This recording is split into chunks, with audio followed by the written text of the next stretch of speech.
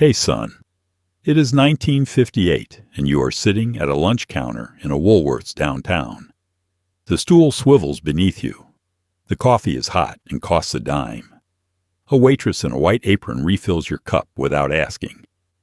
The man next to you is reading a newspaper. Nobody is in a hurry. This moment right here is about to become extinct. Tonight we are diving into something more American than apple pie and more disposable than a paper napkin. The death of the diner and the birth of the drive-thru. We are talking about the 1960s, when sitting down to eat became a luxury nobody had time for anymore, and standing in line at McDonald's became the new normal. It is a story about speed, suburbs, and the end of the counter stool as a public institution. Before we get into it, if you are enjoying this kind of thing, hit that like button. Subscribe if you have not already. Drop a comment and let me know what you remember about diners or drive-ins. And hey, we are now on Spotify too. So if you want to listen while you are driving or falling asleep, the link is in the description. Thanks for being here. So here are the questions we are going to answer tonight. What did it feel like to eat lunch at a counter in 1962? When the Beatles were still a year away and McDonald's was just getting started? Why did people stop sitting down for a grilled cheese and a Coke? What made a hamburger in a paper bag more appealing than a hot beef sandwich with gravy? How did the drive-thru replace the counter girl? And what exactly did we lose when we traded the swivel stool for the steering wheel? It is 1960 now. The jukebox is playing in the corner. A waitress is pouring coffee down the line. The smell of grilled onions hangs in the air. And everything is about to change. Let us start at the beginning, before anything disappeared. It is 1955, and the lunch counter is everywhere. Every downtown has at least 3. Woolworths, Kresge's, the local drugstore with the soda fountain in back. You walk in, sit down, and someone brings you a menu before you have even settled onto the stool. The counter runs 20 or 30 feet, vinyl stools bolted to the floor, a flat griddle behind it throwing heat and the smell of butter into the air. The stools swivel. That is the first thing you remember if you sat at one. The slight squeak when you turned left or right. The padded vinyl, usually red or green, worn smooth in the center from years of people sliding on and off. The counter itself is laminate, easy to wipe clean, cool to the touch when you rest your forearms on it. Behind the counter, a short-order cook in a white apron works the griddle. He does not look up when you sit down. He is already cooking for someone else. The waitress, also in white, moves down the line with a coffee pot in one hand and an order pad in the other. You do not wait long. Within 30 seconds, someone has set a glass of water in front of you. Within a minute, someone has asked what you would like. The menu is either a laminated card propped between the napkin dispenser and the sugar shaker, or it is written on a chalkboard above the counter. Either way, it is simple. Grilled cheese, tuna melt, egg salad on white, soup, usually tomato or chicken noodle, hot beef sandwich with mashed potatoes and gravy, meatloaf, the blue plate special, whatever that is today, and pie. Always pie. The prices are so low they feel impossible now. A grilled cheese costs 35 cents. A bowl of soup is $0.25. The hot beef sandwich with all the trimmings is under $1. Coffee is a dime and refills are free. You can eat lunch, leave a tip, and walk out having spent less than $2. The counter is not a restaurant in the way we think of restaurants now. There is no host who seats you, no waiter who introduces himself and recites the specials. No ambiance, no theme, no branding beyond the store name on the window. The counter exists inside a larger store. Woolworths, Kresge's, the Rexall drugstore. You walk past the aisles of merchandise, past the notions and the greeting cards, and the Halloween decorations, and there it is in the back. 15 or 20 stools, a grill, a waitress. That is it. But that simplicity is the point. The lunch counter is not trying to be special. It is trying to be ordinary, reliable. The kind of place you can walk into any Tuesday at noon and know exactly what to expect. The counterman will be there. The coffee will be hot. The grilled cheese will taste the same as it did last week. That predictability is what makes it work. You do not go to the lunch counter for a surprise. You go because it is there, because it is easy, because it is part of the day. In 1955, the lunch counter is at its peak. Woolworths alone has over 2,000 stores across the country, most of them with a counter. You do not have to look for one. You just have to be downtown. And if you are running errands, buying stamps, picking up a prescription, dropping off dry cleaning, then you are downtown. The counter is simply there, as reliable as the post office, as ordinary as the sidewalk. That is what makes it indispensable. It is woven into the fabric of daily life in a way that nothing else quite is. The menu is simple, and it does not change much from one counter to the next. Grilled cheese, tuna melt, egg salad on white, a bowl of soup, usually tomato or chicken noodle, hot beef sandwich with mashed potatoes and gravy, meatloaf, the blue plate special, whatever that happened to be that day, a slice of pie for dessert, apple or cherry or lemon meringue, sitting under a glass dome on the counter. The food is designed for speed. Everything on the menu can be made on a flat grill or pulled from a pot that has been simmering since morning.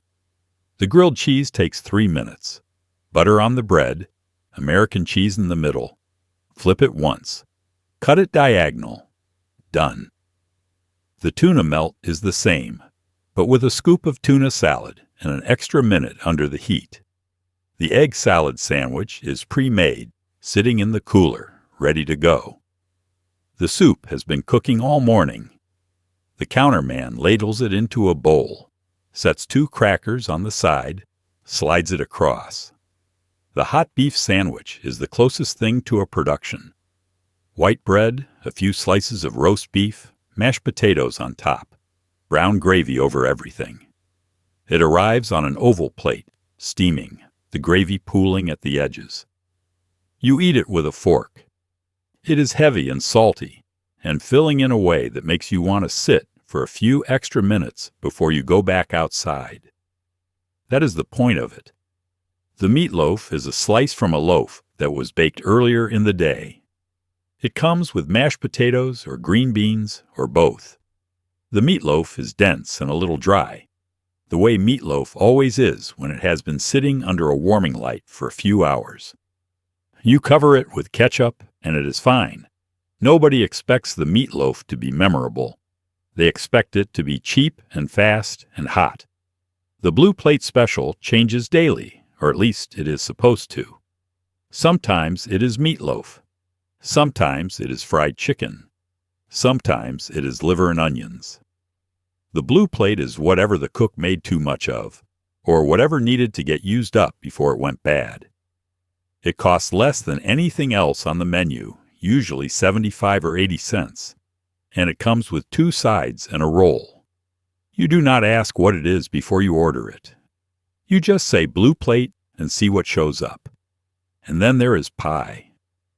The pie sits under a glass dome on the counter, pre-sliced, waiting. Apple, cherry, lemon meringue, sometimes banana cream. The crust is pale and flaky. The filling is sweet and simple. The pie is not fancy. It is not artisanal. It is just pie, the kind that has been made the same way for 50 years.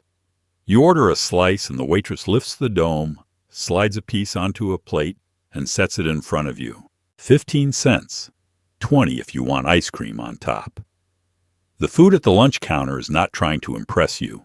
It is not trying to be gourmet or innovative or Instagram-worthy. It is trying to fill you up, cost less than $1, and get you back to your day in under 20 minutes. And it does that. Every time. The grilled cheese tastes like butter and American cheese. The soup tastes like salt and tomatoes. The pie tastes like sugar and fruit and pastry. It is exactly what you expect, and that is why it works. Consistency is the currency. You know what you are getting before you sit down. The women who worked the counter were called counter girls, even when they were 50 years old and had been working the same shift for 20 years. They wore white aprons and comfortable shoes. They carried a coffee pot in one hand and an order pad in the other. They knew the regulars by name, and the regulars knew them. If you came in every Tuesday at noon and ordered the same thing, by the fourth week they were writing it down before you opened your mouth. The counter girl is the person you see when you sit down, not the cook, who has his back to you and his hands full, not the manager, who is somewhere in the store tallying receipts. The counter girl is the interface between you and your lunch. She takes your order. She brings your food. She refills your coffee. She asks if you need anything else. She tears off the check and leaves it face down next to your plate. That is the job. But the job is more than that. The counter girl is also the person who remembers that you take your coffee black, that you do not like onions on your burger, that you always get the grilled cheese and never the tuna. She is the one who knows your name, even though you have never formally introduced yourself. She is the one who asks how your mother is doing, how the new job is going, whether your son got into that school he applied to. She knows because you told her once, months ago in passing, and she remembered. This is not because the counter girls are exceptionally warm or chatty. Some are not. It is because they see the same people, in the same seats, ordering the same food week after week. Pattern recognition becomes automatic. You are the grilled cheese at 12:15 on Tuesdays. The guy next to you is the egg salad at 12:30 on Wednesdays. The woman 2 stools down is the tuna melt and a Coke, no ice, every Friday. The counter girl does not have to try to remember. She just does. The work itself is repetitive and tiring. You are on your feet for 8 hours, sometimes split across 2 shifts with a break in the middle that is barely long enough to sit down. You carry hot plates and full coffee pots. You wipe down the counter between customers. You restock the napkin dispensers, refill the ketchup bottles, sweep under the stools. Your feet hurt by the end of the day. Your hands smell like coffee and grease. The white apron you started the shift in is stained by lunchtime. But there is also a rhythm to it. The counter fills up at noon and empties by 1. It fills again mid-afternoon when people stop in for pie and coffee. The regulars come in at the same times. You know who to expect and when. There is a comfort in that predictability, even if the work is hard. You are not just serving food.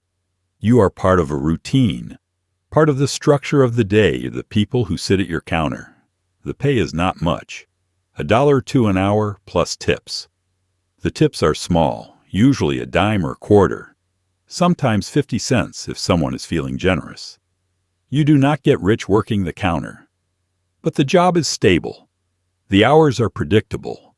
And in a small town in the 1950s, that is worth something. You show up, you do the work, you go home.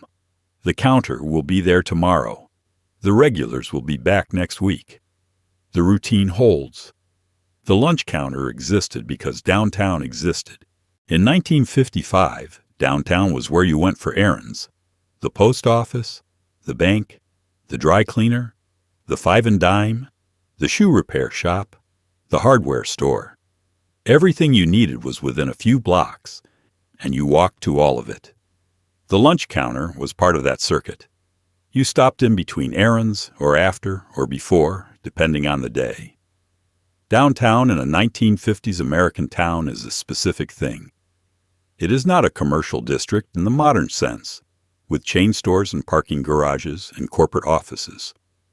It is a collection of independently owned shops clustered around a main street. The buildings are 2 or 3 stories, brick or clapboard, built decades earlier. The storefronts have big windows and hand-painted signs. The sidewalks are wide enough for 2 people to walk side by side. The street is busy, but not crowded. You know half the people you pass. The post office is on the corner. You stop in to buy stamps, mail a package, pick up a letter. The postmaster knows your name. You know his. The transaction takes 2 minutes.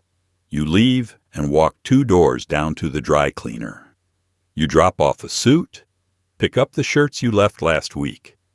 The woman at the counter hands you a ticket. You fold it into your wallet. Next stop, the bank.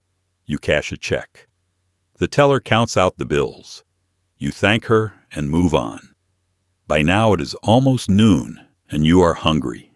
You are also standing in front of Woolworth's or Kresge's or the Rexall drugstore. You know there is a lunch counter in the back. You have been there before. You know what they serve and what it costs. You walk in. This is the key. You do not drive to the lunch counter. You do not plan your day around it. You are already downtown, already moving through the grid of shops and services, and the counter is simply one more stop on that circuit. It is there because you are there. That proximity is what makes it work. If downtown did not exist, if the post office and the bank and the dry cleaner were 10 miles apart in separate strip malls, the lunch counter would not exist either. The counter thrives on foot traffic. People walking past the store, glancing in the window, remembering they are hungry, stepping inside. There is no advertising. No billboards or radio spots. The counter does not need them. It is visible from the sidewalk. It smells like coffee and grilled onions. It costs less than $1. That is all the marketing required. And the foot traffic is constant. In the morning, people stop in for coffee before work. At noon, the counter fills with clerks and factory workers and housewives taking a break from shopping. In the afternoon, high school kids stop in for a Coke and French fries. The counter is never empty for long, because downtown is never empty for long. People are always moving through, always stopping in, always needing something quick and cheap and close.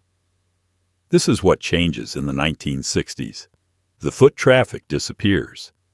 The reasons are complicated, but the result is simple. People stop walking downtown. They stop running errands on foot. They start driving to suburban shopping centers where everything is under one roof and parking is free. And when the foot traffic disappears, the lunch counter loses its reason to exist. It was never a destination. It was a convenience. Once it stopped being convenient, it stopped making sense. Eating at a lunch counter had a particular rhythm.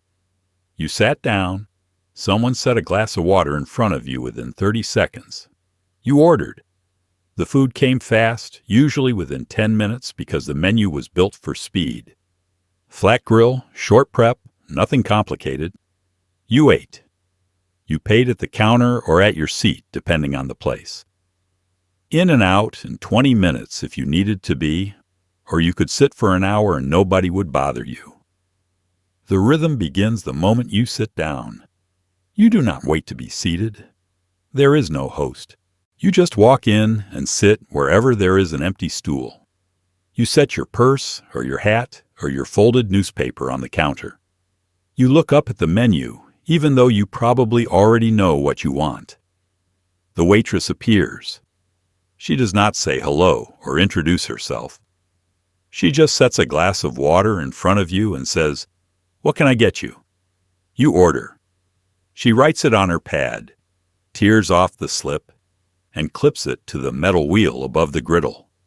The cook pulls it off, reads it, starts cooking. You do not see this happen unless you are paying attention. Most of the time you are looking at the other people at the counter or reading the newspaper or staring out the window at the street. The cook works fast. Eggs crack. Bread hits the grill. The spatula scrapes and flips. The smell of butter fills the air. Your food arrives in 10 minutes, sometimes less. The plate slides across the counter with no ceremony. The waitress does not announce what it is. You ordered it. You know what it is. She sets it down, asks if you need anything else, and moves on. You eat. The food is hot. The coffee is hot. The counter is quiet except for the sound of forks on plates and the low murmur of conversation. Nobody is in a hurry, but nobody is lingering either. This is lunch, not an event. When you finish, the waitress clears your plate and leaves the check. The check is face down, handwritten, sometimes hard to read. You pick it up, look at it, leave cash on the counter. If you are a regular, you might tell the waitress to keep the change. If you are not, you count out the exact amount and leave a dime or a quarter on top. Either way, you stand up, push the stool back in, and leave. The whole thing has taken 20 minutes, maybe 25. But here is the thing.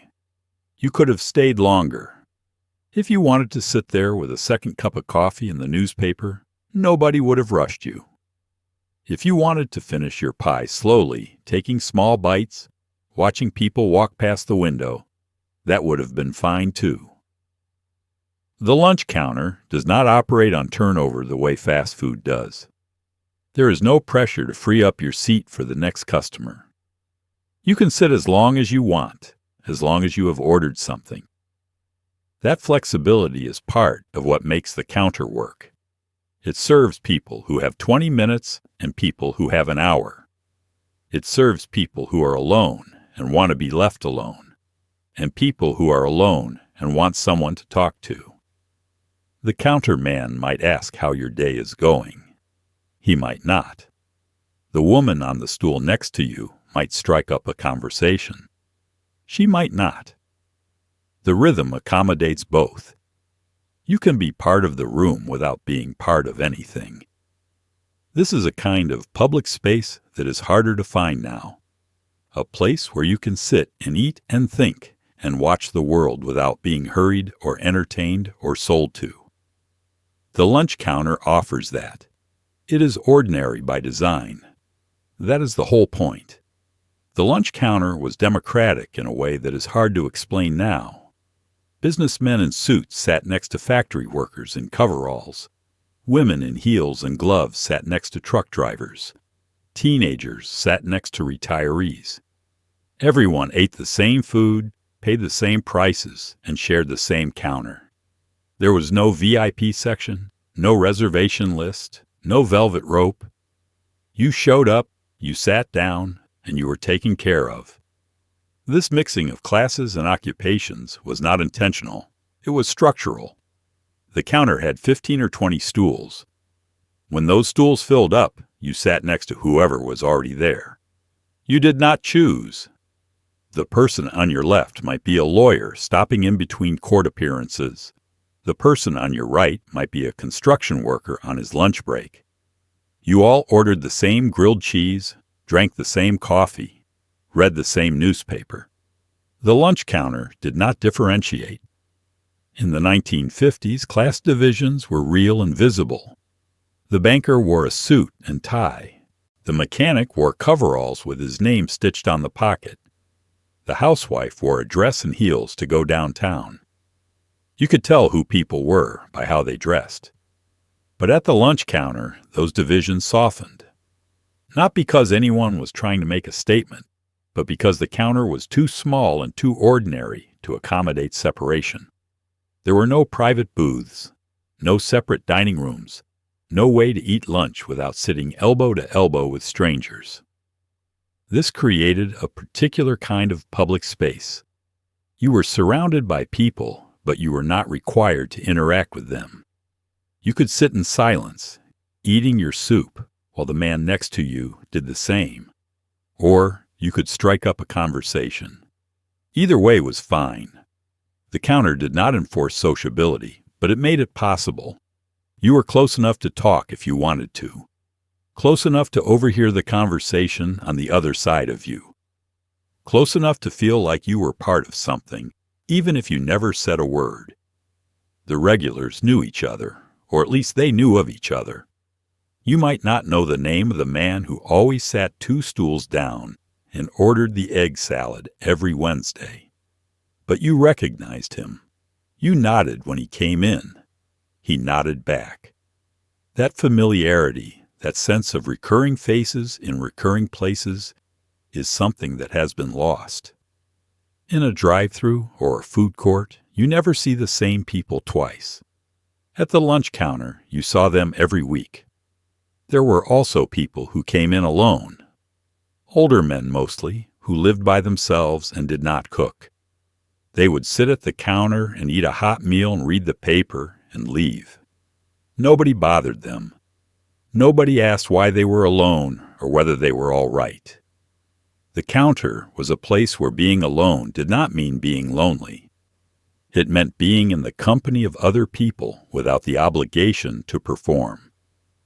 And then there were the mothers with young children. The counter was not ideal for children. The stools swiveled. The plates were hot. The space was tight. But sometimes a mother would stop in with her kids after shopping or before picking up the dry cleaning. The children would sit on the stools, legs dangling, while their mother ordered them grilled cheese and milk. The counterman would cut the sandwiches into small triangles. The waitress would bring the milk in a glass with a straw. The children would eat quietly, or not so quietly, and then they would leave. Nobody complained. Children were part of the fabric of downtown life, just like everyone else. The lunch counter was not perfect. It was not progressive. In the segregated South, black customers were not allowed to sit at the counter at all. That injustice would become one of the defining images of the civil rights movement. But in the places where the counter was open to everyone, it functioned as a kind of informal commons, a place where people from different walks of life sat side by side and ate the same food. That does not sound revolutionary, but it was quietly important. It reminded you that everyone needed to eat, that everyone had 30 minutes and $2, that the man in the suit and the man in the coveralls both ordered the same grilled cheese and it tasted the same either way. On February 1st, 1960, 4 black college students sat down at the Woolworth's lunch counter in Greensboro, North Carolina, and asked to be served. They were refused. They stayed in their seats. The next day, more students came. Within weeks, sit-ins had spread to dozens of cities across the South. By July, the Greensboro counter was desegregated. The lunch counter, which had been an ordinary fixture of daily life, had become a battleground for civil rights. The 4 students were freshmen at North Carolina Agricultural and Technical College. Their names were Ezel Blair Jr., David Richmond, Franklin McCain, and Joseph McNeil. They had planned the sit-in the night before. They knew they would be refused service. They knew they might be arrested. They went anyway. They walked into Woolworth's, bought some school supplies to establish themselves as customers, and then sat down at the whites-only lunch counter. They ordered coffee. The waitress told them they would not be served. They did not leave. They sat there until the store closed. Then they left and came back the next day. This time, more students joined them. By the 3rd day, the counter was full of black students, sitting quietly, waiting to be served. White customers yelled at them. Some poured drinks on them. The police were called but made no arrests. The students had broken no law. They were simply sitting at a counter, asking for service that was legally being denied to them. The sit-ins were not violent.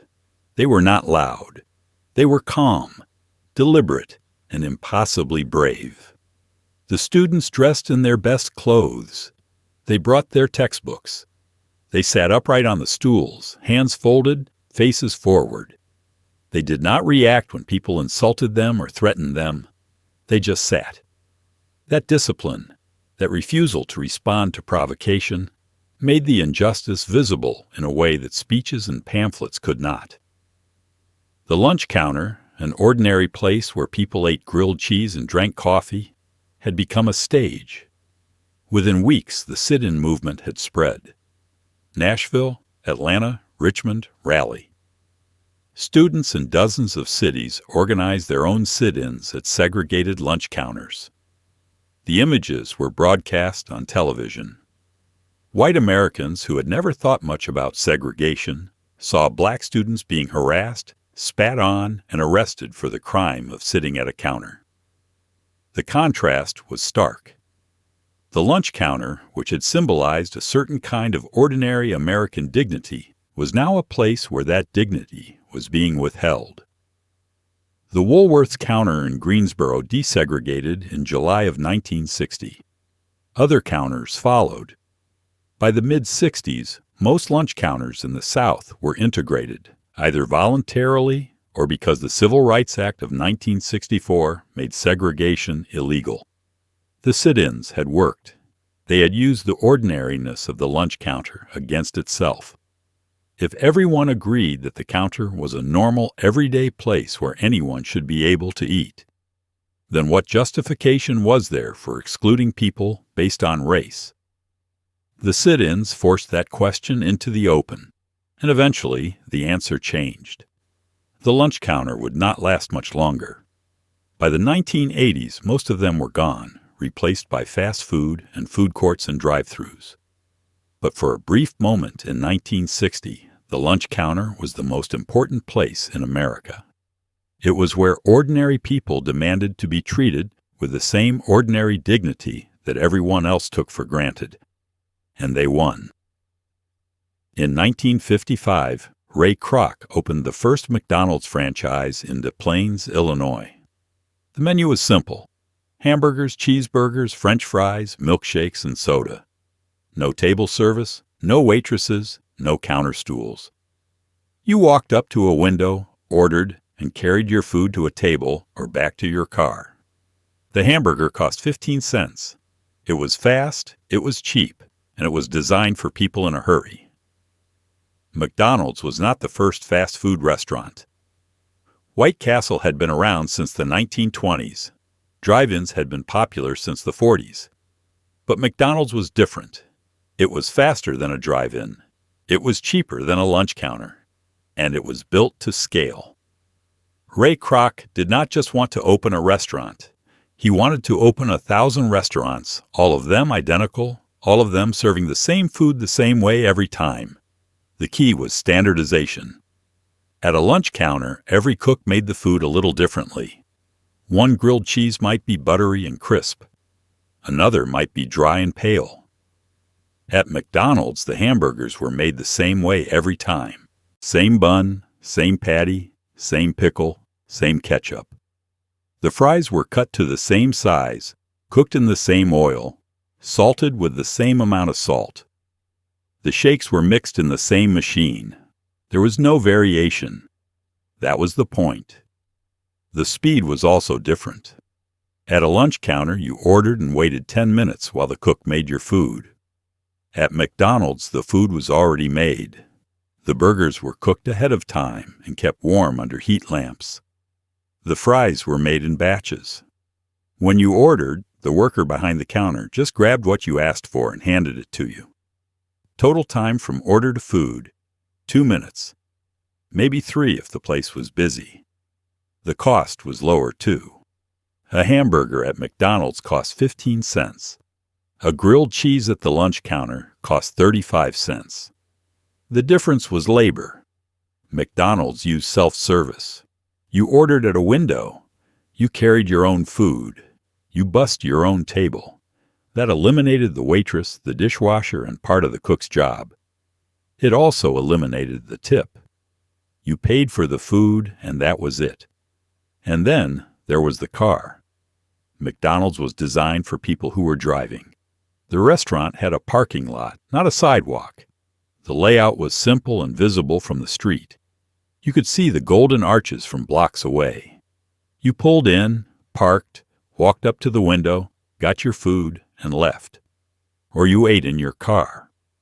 Either way, you did not have to get out and walk around. You did not have to commit to sitting down. That flexibility appealed to families, to people in a hurry, to anyone who wanted food without the ritual of a meal. In 1955, McDonald's was a novelty. By 1960, it was a phenomenon. Kroc was opening new franchises as fast as he could. The restaurants were clean, bright, and instantly recognizable. Children loved them. Parents accepted them.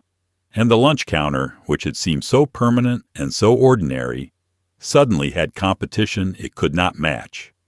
The lunch counter required you to stop, sit, and wait. McDonald's required you to drive, order, and go. The lunch counter cost $1. McDonald's cost 50 cents. The lunch counter took 20 minutes. McDonald's took 5. For a growing number of people, that difference mattered. Speed and convenience started to feel more important than the ritual of sitting down. And once that shift happened, the lunch counter could not compete. Through the 1950s and into the 60s, the American population was moving. Out of cities, out of downtowns, into new suburban neighborhoods built around the car. The houses were bigger. The lots were wider. The streets were quieter. But everything was farther apart. The post office was no longer 2 blocks away. The grocery store was a 10-minute drive. The hardware store was in a shopping center off the highway. And the lunch counter downtown was no longer part of your daily routine. The suburban shift was driven by several things. The interstate highway system, which began construction in 1956, made it possible to live farther from where you worked. The GI Bill and new mortgage programs made home ownership affordable for millions of families. And developers were building entire subdivisions on the outskirts of cities, rows of nearly identical houses with lawns and garages and driveways.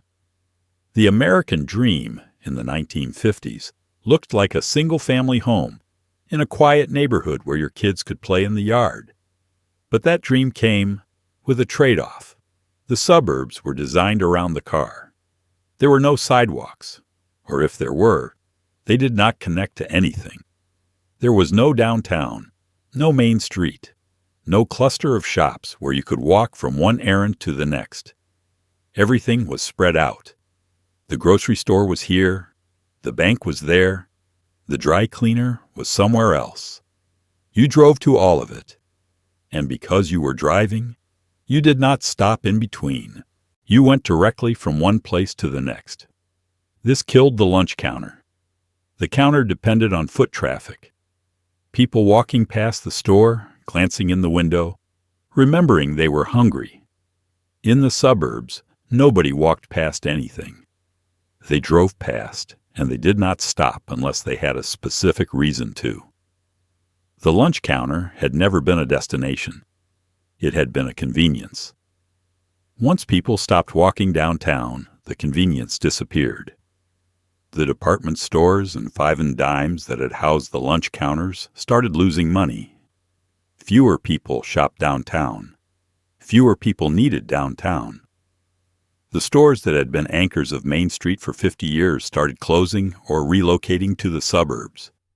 Woolworths opened new stores in suburban shopping centers, but those stores were different, bigger, more focused on merchandise.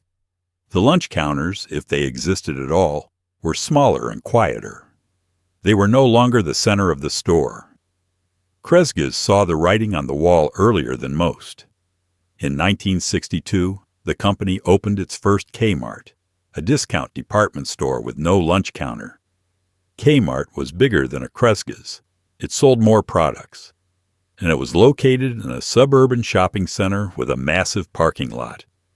Kmart was built for people who drove, people who wanted to buy everything in one place and leave.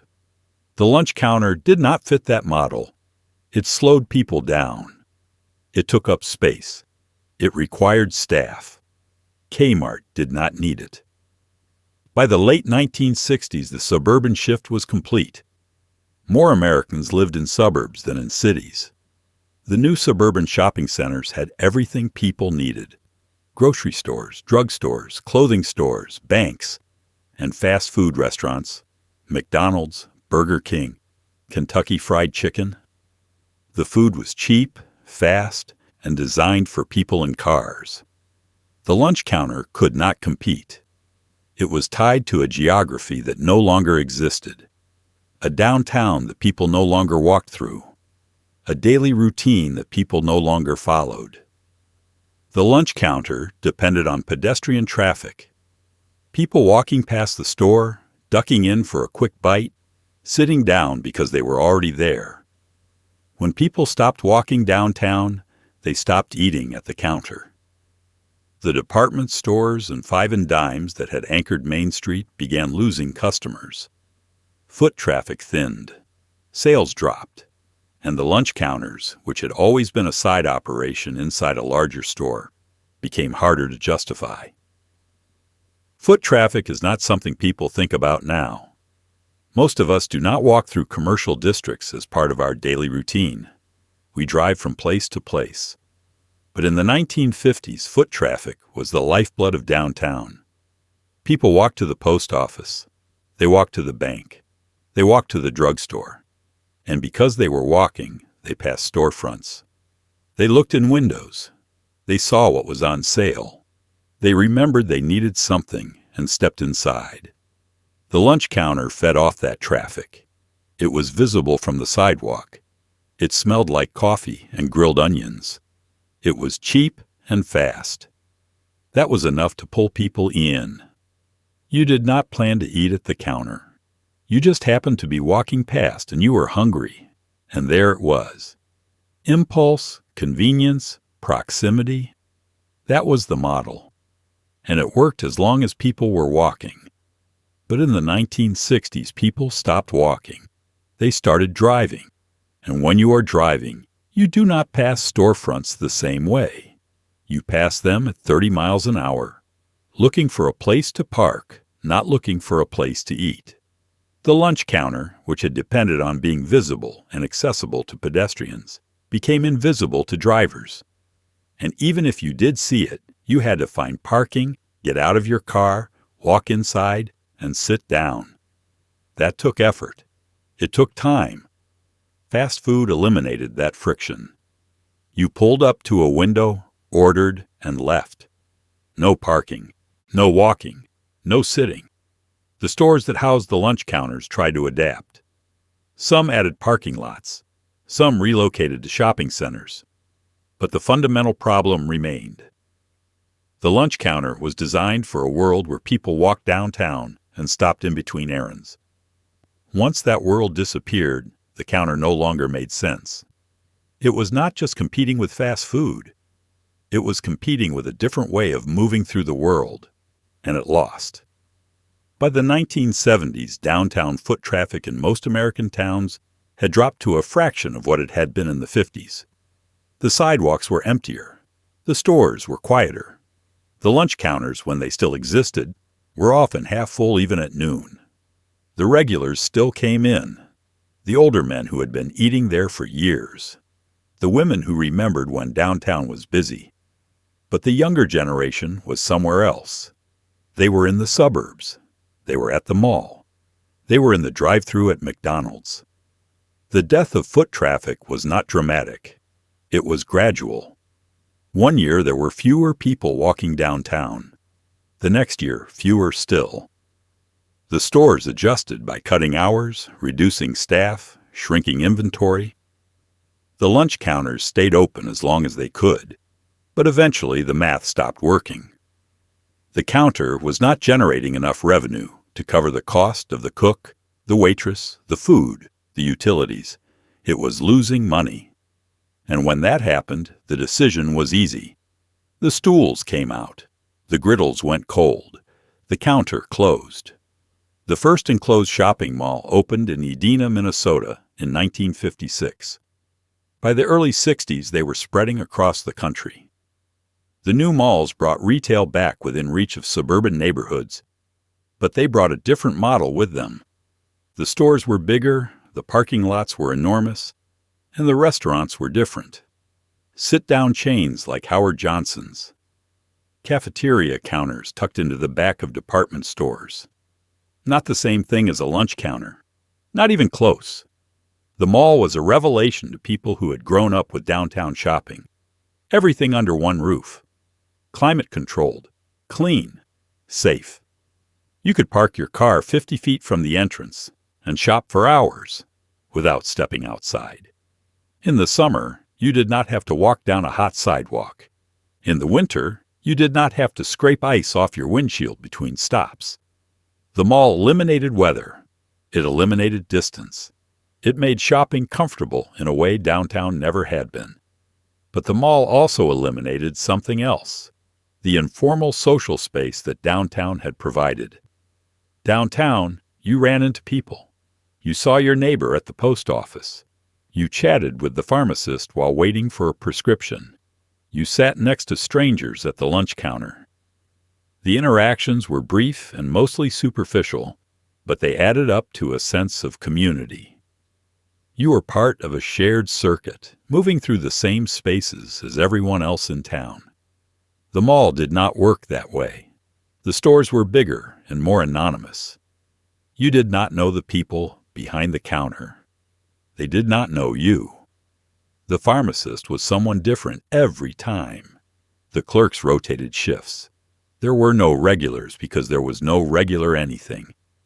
You went to the mall, bought what you needed, and left. The transactions were efficient but impersonal. Nobody asked how your mother was doing. Nobody remembered that you always ordered the grilled cheese.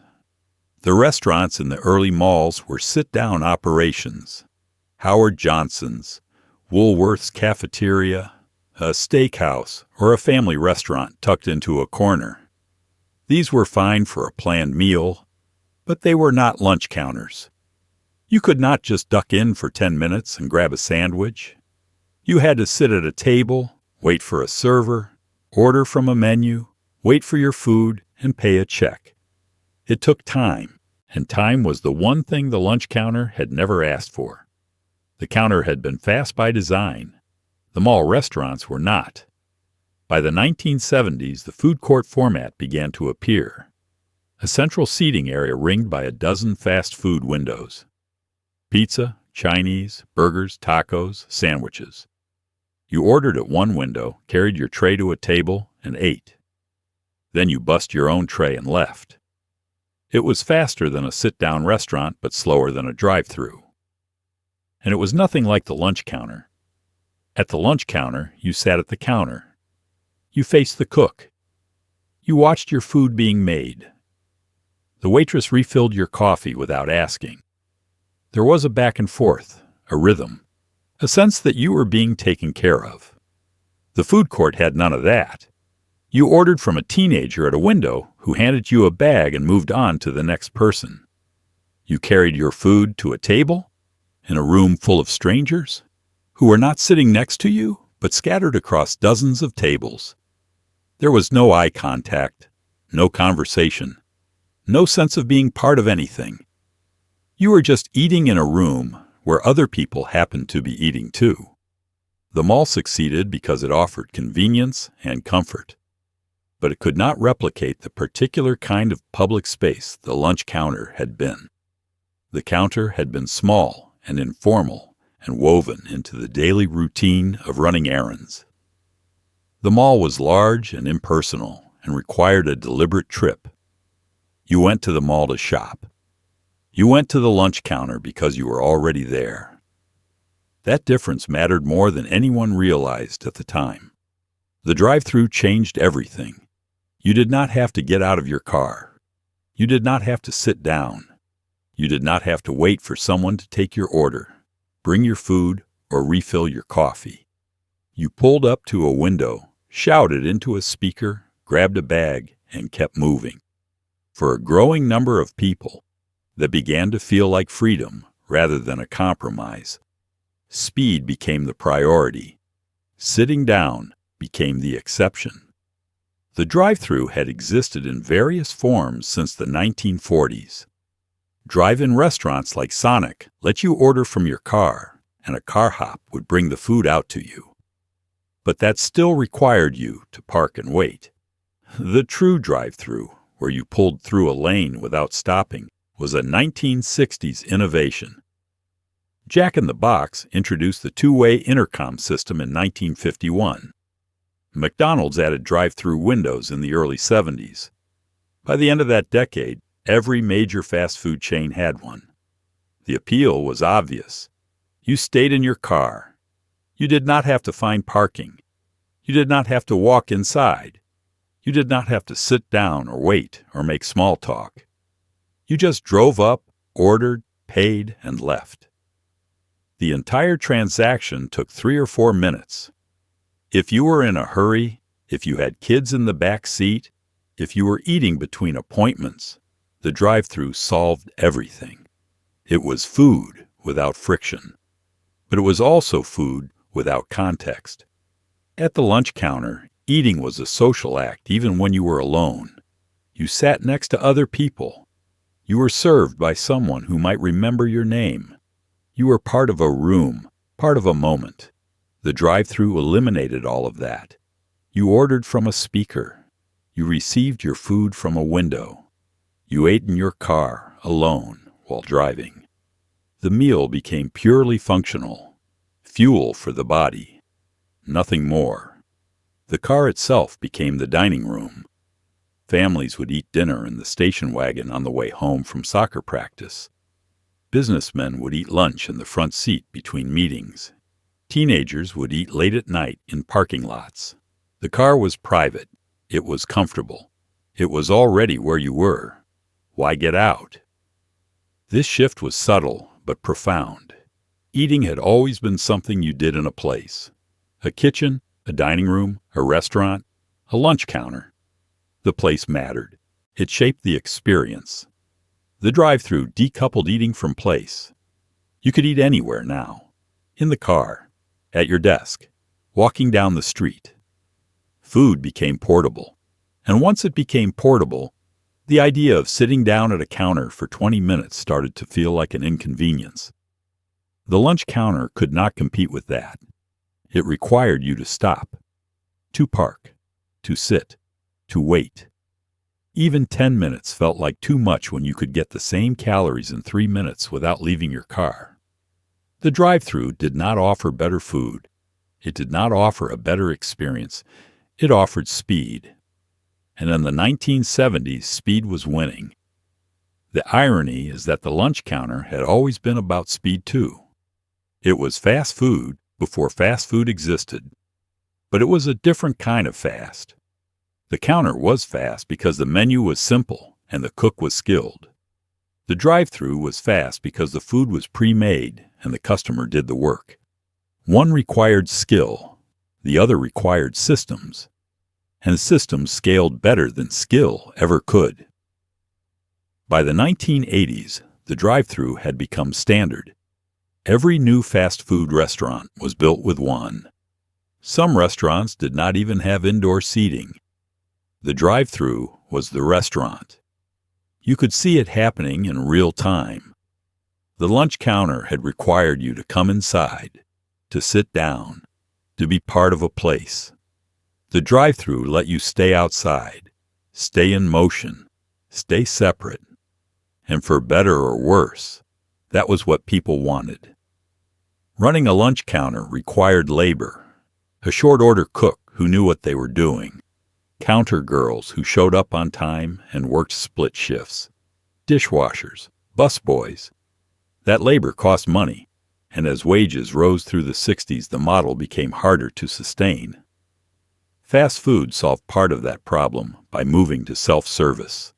Customers ordered at a window, carried their own food, bussed their own tables. The lunch counter never made that trade. It remained a staffed, served experience until the end. The economics were simple. At the lunch counter, you had a cook working the grill. That was one employee. You had a waitress working the counter. That was another. You had a dishwasher in the back. That was a third. For a counter with 20 stools, you needed at least 3 people on shift at all times, sometimes 4 or 5 during the lunch rush. Each of those people was earning wages. Each of them was entitled to breaks. Each of them had to be trained, supervised, and scheduled. and the prices the counter charged did not leave much room for labor costs. A grilled cheese cost 35 cents. A bowl of soup cost a quarter. A cup of coffee cost a dime with free refills. You could eat lunch for under $1. Those prices had been set decades earlier, and they were hard to raise. Customers expected the counter to be cheap. That was part of the appeal. If the prices went up too much, people would stop coming. Fast food figured out how to cut labor without cutting service. At McDonald's, the customer ordered at a window. No waitress needed. The customer carried their own food to a table. No server needed. The customer threw their own trash away. No busboy needed. That eliminated 3 positions right there. The kitchen staff was smaller too because the food was pre-made. Burgers cooked in batches. Fries made in advance. The workers behind the counter were assemblers, not cooks. They grabbed what you ordered and handed it to you. That took less skill, which meant lower wages. The lunch counter could not make those cuts. If you eliminated the waitress, who took the orders? If you eliminated the cook, who made the food? If you eliminated the dishwasher, who cleaned the plates? The counter depended on a full staff to function. And as wages rose, that staff became more expensive. Minimum wage in 1960 was $1.15. By 1970, it was $1.60. By 1980, it was $3.10. Those increases added up. The counter also had higher fixed costs than fast food. The grill had to stay hot all day. The coffee had to stay brewing. The dishes had to be washed after every customer. Fast food used disposable packaging. Paper bags, styrofoam containers, plastic cups. No dishes to wash. No silverware to replace. That saved labor and it saved money. The lunch counter used real plates, real cups, real silverware. It felt more civilized, but it cost more to operate. And then there was the tip. At the lunch counter, you left a tip for the waitress, usually a dime or a quarter. That tip was part of her wages. It was how she made a living. Fast food eliminated the tip. You paid for your food and that was it. For the customer, that was simpler. For the business, it shifted the burden of paying workers from the customer to the employer. But it also meant the workers made less, which made the jobs easier to fill with younger, less experienced employees. By the 1970s, the math was clear. The lunch counter required more labor, paid higher wages, and charged lower prices than it could afford. Fast food required less labor, paid lower wages, and charged prices that were still lower than the counter, but high enough to turn a profit. The counter was built for an era when labor was cheap and food was expensive. Fast food was built for an era when food was cheap and labor was expensive. The counter could not adapt. It could not cut staff without cutting service, and it could not raise prices without losing customers. It was trapped. At a lunch counter, you waited. Not long, usually 10 minutes, but you waited. Someone had to take your order. Someone had to cook it. Someone had to bring it to you. Fast food eliminated most of that waiting. The food was prepped in advance. The burgers were cooked ahead of time and kept warm under heat lamps. The fries were made in batches. You ordered and you got your food within 2 or 3 minutes. For people in a hurry, that difference mattered. 10 minutes does not sound like much. But 10 minutes was 10 minutes. You sat down. You looked at the menu. You ordered. You waited. The cook cracked eggs or flipped a burger or ladled soup into a bowl. The waitress brought it to you. You ate. You paid. You left. The whole thing took 20 or 25 minutes. That was fine if you had 25 minutes. But if you only had 15, or if you were trying to grab lunch between meetings, or if you had 3 kids in the car and one of them was crying, 10 minutes felt like forever. Fast food compressed that timeline. You walked up to the counter. You ordered. The worker behind the window grabbed a burger from the warming tray, scooped fries from the fryer, poured a drink, and handed it all to you in a bag. Total time, 2 minutes, maybe 3 if there was a line. You could be in and out in 5 minutes, including eating. That speed was revolutionary. It meant you could grab lunch without disrupting your day. You did not have to plan around it or schedule time for it. You just stopped, ate, and kept going. The speed was possible because of preparation. At the lunch counter, nothing was made until you ordered it. The cook started from scratch every time. Butter on the bread, cheese in the middle. Flip it, cut it. Done. That process took time. At McDonald's, the burgers were cooked in batches of a dozen at a time. They sat under heat lamps, ready to go.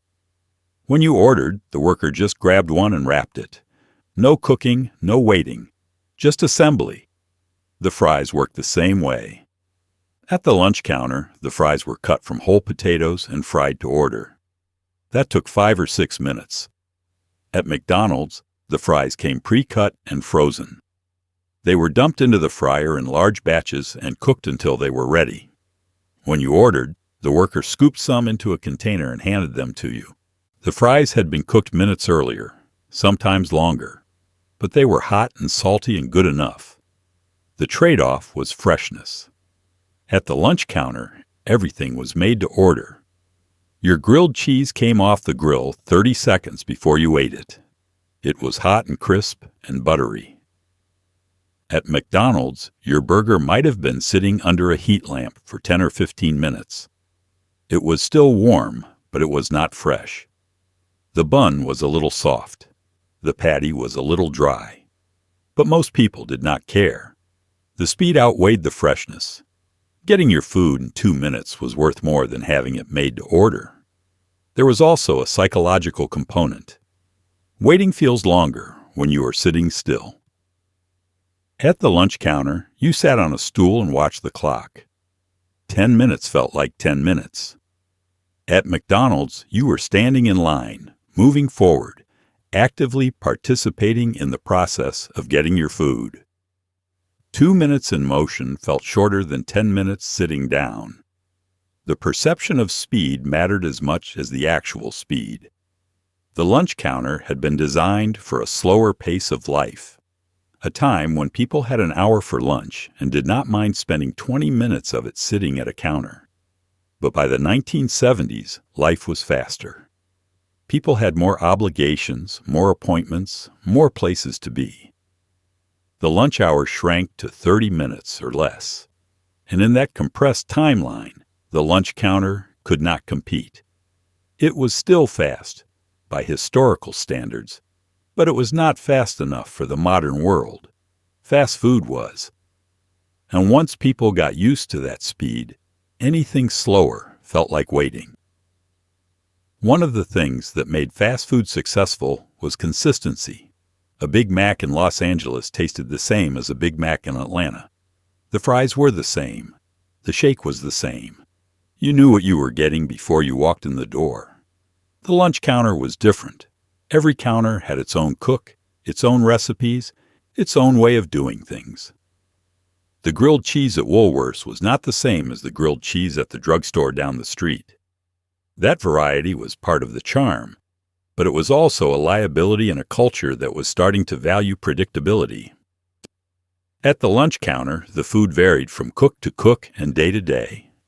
One cook buttered the bread generously and grilled the sandwich until it was dark and crispy. Another used less butter and pulled it off the grill sooner. One cook made the soup thick and salty. Another made it thin and bland. There was no recipe manual, no corporate standard. The cook made the food the way he had always made it, and if you did not like it, you went somewhere else. This meant the lunch counter experience was unpredictable. If you were a regular, you knew what to expect from your counter. But if you were traveling, if you stopped at a Woolworth's in a town you had never been to, you had no idea if the grilled cheese would be good or terrible. You took your chances. Sometimes you got lucky. Sometimes you did not. That unpredictability was fine in an era when people mostly ate at the same counter week after week.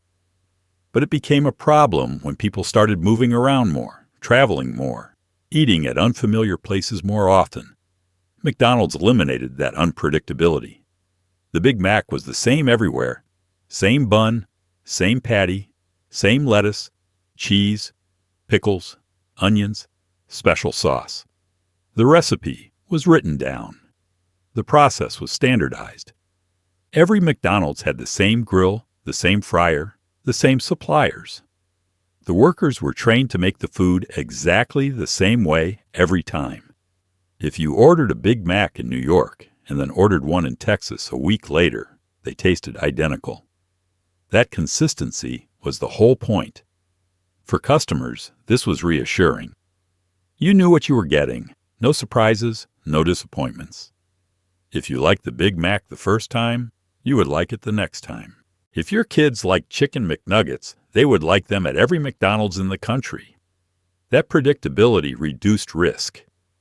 You did not have to gamble on whether the food would be good. You already knew. For parents, this was especially appealing. Kids are picky. They want the same thing over and over. The lunch counter could not guarantee that. The grilled cheese might taste different from one week to the next. The fries might be cut thicker or thinner. The soup might have too many vegetables. But at McDonald's, the food was always the same. If your kid liked a Happy Meal in your hometown, they would like it on vacation. That made family dining easier. Less arguing, less waste, less stress. The standardization also made fast food more efficient. Every McDonald's could order the same ingredients in bulk. Every McDonald's could train workers the same way. Every McDonald's could serve food at the same speed. That efficiency translated to lower costs, which translated to lower prices. The lunch counter could not compete. Every counter was different, which meant every counter had to figure things out on its own. No economies of scale, no centralized training, no bulk purchasing power. But something was lost in the standardization. The lunch counter had character, personality. The grilled cheese at your counter was different from the grilled cheese anywhere else. That made it yours. You could taste the difference. You could tell when the regular cook was off and someone else was working the grill. That individuality mattered to some people. It made the food feel handmade, not mass-produced. Fast food erased that individuality. The Big Mac was not handmade. It was assembled, and it was assembled the same way everywhere. That made it reliable, but it also made it anonymous. You were not eating food made by a cook you knew. You were eating food made by a system. And for better or worse, the system won. Woolworths had been the king of the five and dime for decades. At its peak, it had over 2,000 stores across the country, most of them with a lunch counter. But by the 1960s, the company was struggling. Downtown stores were losing money. Suburban customers were shopping at malls and discount stores. Woolworths tried to adapt, opening larger stores and experimenting with new formats. But the lunch counters were becoming a burden. They required staff, space, and upkeep, and they were not making enough money to justify the cost. Woolworths had built its business on downtown foot traffic. The stores were located on main streets in towns and cities across America. People walked past them every day. They stopped in to buy sewing supplies, greeting cards, candy, toys. And while they were there, they ate at the counter. The counter was a loss leader in some ways. It did not make much money on its own, but it brought people into the store. And once they were in the store, they bought other things. But when foot traffic disappeared, that model collapsed. People stopped walking downtown. They stopped stopping at Woolworths. The stores got quieter. Sales dropped. And the lunch counters, which had always been a side operation, started losing money. The food was cheap. The labor was expensive. The math did not work anymore. Woolworths tried to adapt. The company opened larger stores in suburban shopping centers. These new stores carried more merchandise and less nostalgia. The lunch counters, if they existed at all, were smaller and less central to the store's identity. Some of the new stores had no counter at all. It was just retail space, aisles of products, no place to sit and eat. That made sense from a business perspective. The counter took up valuable floor space that could be used to sell higher-margin goods. But it also meant Woolworths was becoming something different. It was no longer a five and dime with a lunch counter. It was just a discount store. The company also faced new competition. Target and Walmart opened their first stores in 1962. Kmart, which had started as Kresge's, was expanding rapidly. These discount stores were bigger, cheaper, and more efficient than Woolworths. They carried more products. They had better supply chains. They could undercut Woolworths on price. And they had no lunch counters, no legacy operations, no sentimental attachment to the way things used to be. They were built for the suburbs, for the car, for the modern shopper. Woolworths was built for downtown, for pedestrians, for a world that no longer existed. The lunch counters that remained open through the 70s and 80s were shadows of what they had been. The stools were cracked. The counters were chipped. The menus were smaller. The hours were shorter. The regulars still came in, the older men and women who had been eating there for decades. But the younger generation did not. They were at McDonald's. They were at the mall. They were in the drive-thru. Woolworths closed most of its lunch counters in the 1980s. The company was hemorrhaging money. The downtown stores were unprofitable. The suburban stores could not compete with Walmart and Target. By the 90s, Woolworths was closing stores entirely. The last U.S. Woolworths closed in 1997. When it did, the lunch counters went with it. The end was not dramatic. There were no protests or petitions. A few newspapers ran nostalgic articles about the Greensboro sit-ins and what the lunch counter had meant to the civil rights movement. A few local historians lamented the loss of a piece of Americana. But most people did not notice. The lunch counter had been dying for decades. The final closure was just the official acknowledgement of something that had already happened. What Woolworths could not do was become something it was not.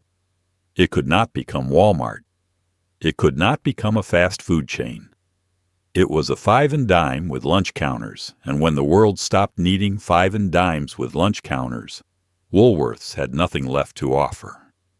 The company had been built on a specific kind of retail experience, a specific kind of American town. And when that town disappeared, Woolworths disappeared with it. S.S. Kresge Company had been running five and dime stores with lunch counters since the early 1900s. But in 1962, the company opened its first Kmart, a discount department store with no counter, no stools, and no grill. Kmart was cheaper, faster, and more profitable than the old Kresge's stores. Within a few years, Kmart had become the dominant part of the business, and the lunch counters that had defined the Kresge's shopping experience were quietly phased out. The decision to open Kmart was strategic. The company's executives could see what was happening. Downtown stores were losing money. Suburban shopping centers were thriving. Discount stores like E.J. Corvette and Zayre were growing fast. Kresge's needed to adapt or die. The solution was Kmart, a large-format discount store located in suburban shopping centers with massive parking lots, low prices, high volume, no frills, and no lunch counter. The first Kmart opened in Garden City, Michigan in 1962. It was 18 times larger than a typical Kresge's store. It carried thousands of products: clothing, housewares, toys, electronics, automotive supplies, groceries, everything a suburban family might need. The prices were lower than traditional department stores. The layout was simple: wide aisles, clear signage, self-service. You grabbed what you needed, checked out, and left. Fast, efficient, impersonal. There was no lunch counter because there was no need for one. Kmart was not trying to be a gathering place. It was not trying to be part of a daily downtown routine. It was trying to be a destination, a place you drove to on Saturday afternoon to stock up on supplies. You were not there to eat lunch. You were there to buy things. The counter would have slowed people down. It would have taken up valuable retail space. It would have required staff and overhead. Kmart did not need it. The Kmart format was wildly successful. By 1966, the company had opened over 200 Kmarts. By 1970, Kmart had more locations than Kresge's. By 1980, Kresge's stores were being converted to Kmarts or closed entirely. The lunch counters went with them. One by one, they shut down. The stools were removed. The griddles were turned off. The space was converted to retail floor space. For the people who had worked at those counters, the transition was abrupt. One day, you were a counter girl at Kresge's, pouring coffee and taking orders. The next day, the counter was gone, and you were restocking shelves at Kmart or looking for a new job. There was no sentimentality in the decision. It was pure economics. The counter was not profitable. Kmart was. That was the only calculation that mattered. For the customers who had eaten at those counters, the loss was more personal. The Kresge's lunch counter had been part of their routine. Tuesday lunch, Thursday coffee and pie, Saturday breakfast before shopping. When the counter closed, that routine disappeared. Some people found new counters at other stores. Some people switched to fast food. Some people stopped eating out for lunch altogether. But the sense of loss was real. The counter had been ordinary, unremarkable, easy to take for granted, and then it was gone. Kmart itself thrived for decades. By the 1990s, it was one of the largest retailers in America. But it too would eventually decline, undercut by Walmart and Target, which were even bigger and even cheaper. Kmart filed for bankruptcy in 2002. Most of its stores closed over the next 2 decades. By 2025, only a handful of Kmarts remained. The irony is that Kmart killed Kresge's by being more efficient and more modern, and then Kmart was killed by Walmart and Target for the same reasons. The lunch counter died because it could not compete with fast food. Kmart died because it could not compete with Walmart. The cycle repeated, and each time, something small and ordinary and human was lost in the name of efficiency and scale. By the 1970s, the food court had become standard in American malls, a central seating area surrounded by a dozen or more fast food windows. Chinese food, pizza, burgers, sandwiches, tacos. You ordered at one window, carried your tray to a shared table, and ate surrounded by strangers. It was efficient. It was convenient. But it was not the same as sitting at a counter. There was no waitress to refill your coffee, no cook to chat with while he flipped your burger, no regulars who knew your name. The food court was designed to solve a problem. Malls needed food options, but traditional sit-down restaurants took up too much space and required too much staff.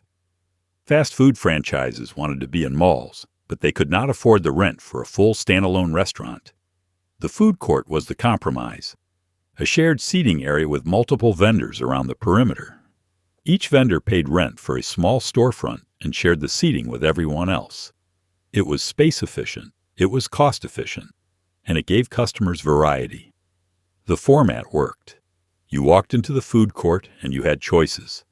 Pizza from Sbarro, Chinese from Panda Express, burgers from a generic burger stand, tacos from Taco Bell, sandwiches from Subway. You could pick whatever you wanted. If your family could not agree on where to eat, the food court solved that problem. Everyone could get something different and still sit together. That flexibility was appealing. But the food court eliminated the intimacy of the lunch counter. At the counter, you sat shoulder to shoulder with other people. You faced the same direction. You were close enough to overhear conversations, close enough to strike one up if you wanted.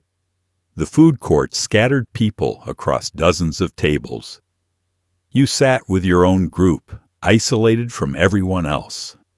The room was full of people, but you were not part of anything. You were just eating in the same space as other people who were eating. The food court was also louder. The lunch counter had been relatively quiet. Low conversations, the sound of the grill, the clink of plates and silverware. The food court was cacophonous. Music from one vendor, shouting from another. The clatter of trays, the scrape of chairs, the ambient noise of hundreds of people eating and talking at once. It was overwhelming. You could not have a quiet conversation. You could not hear yourself think. You just ate and left. And there was no one taking care of you. At the lunch counter, the waitress checked in. She refilled your coffee. She asked if you needed anything else.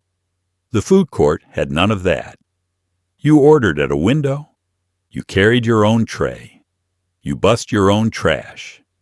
If you wanted a refill, you got up and got it yourself. If you needed napkins, you grabbed them from the dispenser. The food court was self-service in every sense. Nobody was there to help you. You were on your own. The food was also different. At the lunch counter, the food was simple and made to order. Grilled cheese, soup, meatloaf. The food court offered variety but not quality. The pizza was reheated. The Chinese food sat under heat lamps. The burgers were pre-made. Everything was designed for volume, not taste. You ate it because it was there and it was fast, not because it was good. The food court succeeded because it was convenient and efficient, but it could not replicate what the lunch counter had provided. The counter had been a place where you could sit and be part of something without having to join anything, where you were taken care of, even if only briefly, where the pace of the meal matched the pace of the day. The food court was just a place to eat, nothing more. And for many people, that was enough. But it was not the same. The lunch counter offered something that none of its replacements quite replicated. It was not just cheap food and a place to sit. It was somewhere you could be alone without being isolated, where strangers shared a counter without necessarily talking, where the pace of the meal matched the pace of the day. Ordinary by design. That was the whole point of it. You sat down, you were taken care of, and you left feeling like you had been part of something, even if that something was just lunch. The counter was a particular kind of public space, not public in the sense of a park or a library, where anyone could come and go freely. Public in the sense that it was open to everyone who could afford a bowl of soup. You did not need a reservation. You did not need to be invited. You just showed up and sat down. That accessibility mattered. It meant the counter was part of the daily fabric of life for people across different social classes. The banker and the mechanic ate at the same counter. They did not interact, necessarily, but they occupied the same space. That proximity created a sense of shared experience, however small. The counter also offered companionship without obligation. You could sit next to someone for 20 minutes and never say a word, or you could strike up a conversation. Either way was fine. There was no social pressure, no expectation. You were simply present in a room with other people, and that presence was enough. For people who lived alone, for older men and women who did not have family nearby, the lunch counter was a place to be around people without having to explain yourself or perform. You could just be. The waitress was part of that too. She was not a friend exactly, but she was familiar. She knew your name. She knew your order. She asked how you were doing. That small interaction, that brief moment of recognition, mattered more than it seemed. It reminded you that you were seen, that you were part of a routine, that you were not invisible. In a culture that was becoming more anonymous, more transient, more mobile, the lunch counter offered a small anchor, a place where someone knew you. The pace of the meal was also important. The counter was fast but not rushed. You could eat in 10 minutes if you needed to, or you could sit for an hour with a cup of coffee and the newspaper. The counter accommodated both. It did not pressure you to leave. It did not pressure you to stay. It just let you be. That flexibility is rare. Most modern spaces are optimized for one thing or another. Fast food is optimized for speed. Sit-down restaurants are optimized for lingering. The lunch counter was optimized for whatever you needed that day. And then there was the ritual of it. The act of sitting down at a counter, ordering food, eating it, paying for it. The ritual was simple and predictable, and that predictability was comforting. You knew what to expect. You knew how it would go. In a world that was changing fast, that felt stable, the counter was a constant. It was there on Tuesday, and it would be there next Tuesday. That reliability mattered. The lunch counter also connected you to a place. When you ate at the counter, you were eating in a specific town, in a specific store, served by a specific cook. The food tasted the way it did because of who made it. The counter felt the way it did because of where it was. That specificity is gone now.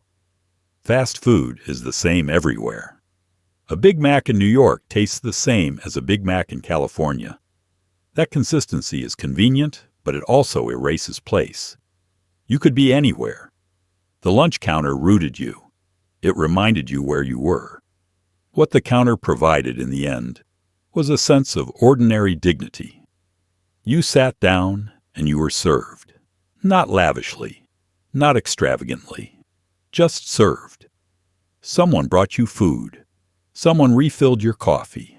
Someone asked if you needed anything else. The care, however small, however transactional, mattered. It reminded you that you were a person worth caring for. And when the counter disappeared, that reminder disappeared too. Sitting at a counter, you face the same direction as the person next to you. You are not across from anyone. There was no performance required, no sustained eye contact, no obligation to make conversation. You could simply be present in a room full of other people going about their day. That kind of low-pressure companionship is harder to find than it sounds. The booth, the food court table, the drive-thru, none of them offer quite the same thing. At a counter, you were part of something without having to join anything. The physical layout of the lunch counter was deceptively important. The stools were bolted in a line, facing the counter. Behind the counter, the cook and the waitress moved up and down the line, taking orders, serving food, refilling coffee. You sat at the counter and watched them work. You saw your food being made. You saw the cook flip your burger, pour your soup, cut your sandwich. That transparency created a kind of trust. You knew what you were getting because you could see it being made. But more importantly, you sat next to other people without having to face them. That matters. When you sit across from someone at a table, you are in a social relationship with them. You have to make eye contact. You have to acknowledge their presence. You have to talk or deliberately not talk. And either way, there is tension. The counter eliminated that tension. You sat next to someone, but you both faced forward. You were parallel, not opposed. You could talk if you wanted, but you could also just sit there, and neither choice felt awkward. This arrangement made the counter a good place for people who were alone. At a table, sitting alone feels conspicuous. You are facing an empty chair. Everyone can see you are by yourself. At the counter, sitting alone was normal. Half the people there were alone. You were just one more person on a stool, eating lunch, reading the paper. Nobody looked at you twice. That anonymity was a kind of freedom. You could be alone in public without feeling lonely. The counter also created a shared experience without requiring participation. You were sitting next to strangers, but you were all doing the same thing: eating, drinking coffee, waiting for your food. That shared activity created a sense of community, even among people who never spoke. You were all part of the same moment, the same space, the same routine. That feeling is rare now. Most public spaces are either isolating or intrusive. The drive-thru isolates you in your car. The food court scatters you across distant tables. The counter brought you close to people without forcing interaction. The closeness also made eavesdropping inevitable. You could hear the conversation on your left. You could hear the conversation on your right. Sometimes those conversations were boring. Sometimes they were interesting. Sometimes you learned something. Sometimes you just heard the ordinary details of other people's lives. That ambient information, that sense of being part of a larger community, is mostly gone now. We live in bubbles. We listen to our own music. We look at our own phones. We do not overhear strangers anymore. The counter made that impossible. You were too close not to hear. The stools themselves were part of the design. They swiveled. You could turn to your left or your right if you wanted to talk to someone, or you could face forward and ignore everyone. The swivel gave you control. You could adjust your level of engagement. That small bit of agency mattered. You were not trapped in a fixed position. You could turn toward people or turn away, depending on your mood. And then there was the counter itself. The laminate surface, cool to the touch. Wide enough to hold a plate, a cup, a folded newspaper, your elbows. The counter created a barrier between you and the cook, but it also connected you. You could watch him work. You could see your food being made. You could ask for extra pickles or no onions. That connection, that sense of seeing and being seen, is missing from most modern food service. You order from a speaker. You receive a bag from a window. You never see the people making your food. You never interact with them. The counter made that interaction inevitable, and that mattered more than anyone realized until it was gone. By the 1980s, most lunch counters were gone. The stores that had housed them had closed or converted. The stools had been removed. The griddles had been turned off. A few held on. Small-town drugstores. Independent diners that had never been part of a chain. But the era of the lunch counter as a fixture of daily American life was over. Fast food had won. The drive-thru had won. Speed had won. The counters that remained were relics. You could tell by looking at them. The vinyl on the stools was cracked and faded. The laminate counter had cigarette burns and coffee stains that would never come out. The menu board above the grill had missing letters. The prices were crossed out and rewritten in marker. Everything looked tired, worn down. The counter was still open, but it felt like it was running on momentum, not purpose.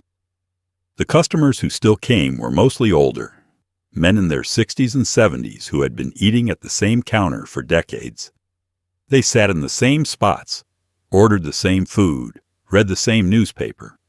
The waitresses were older too, women who had worked the counter for 30 or 40 years and had nowhere else to go. They moved slower now. Their feet hurt. Their backs ached. But they showed up every day because that was what they had always done. The younger generation did not come. They had grown up with McDonald's and Burger King. They had learned to eat in their cars, to grab food on the go, to value speed over everything else. The lunch counter felt slow to them, old-fashioned, irrelevant. Why sit at a counter and wait 10 minutes when you could get the same food in 3 minutes at a drive-thru? The logic was airtight. The counter could not argue with it. Some of the last counters tried to adapt. They added new menu items, breakfast burritos, chicken sandwiches, things they saw working at fast food chains. But the additions felt awkward. The counter was built for grilled cheese and soup and meatloaf. It was not built for burritos. The cook did not know how to make them. The customers did not want them. The new items sat on the menu, ignored, while people kept ordering the same things they had always ordered. Other counters tried to modernize. They replaced the old stools with new ones. They repainted the walls. They updated the menu board. But the changes felt cosmetic. The fundamental problem remained. The counter was in a downtown that nobody walked through anymore. The counter was in a store that nobody shopped at anymore. The counter was part of a world that no longer existed. Fresh paint could not fix that. The economics were brutal. The counters were barely breaking even. The food was cheap. The customers were few. The overhead was fixed.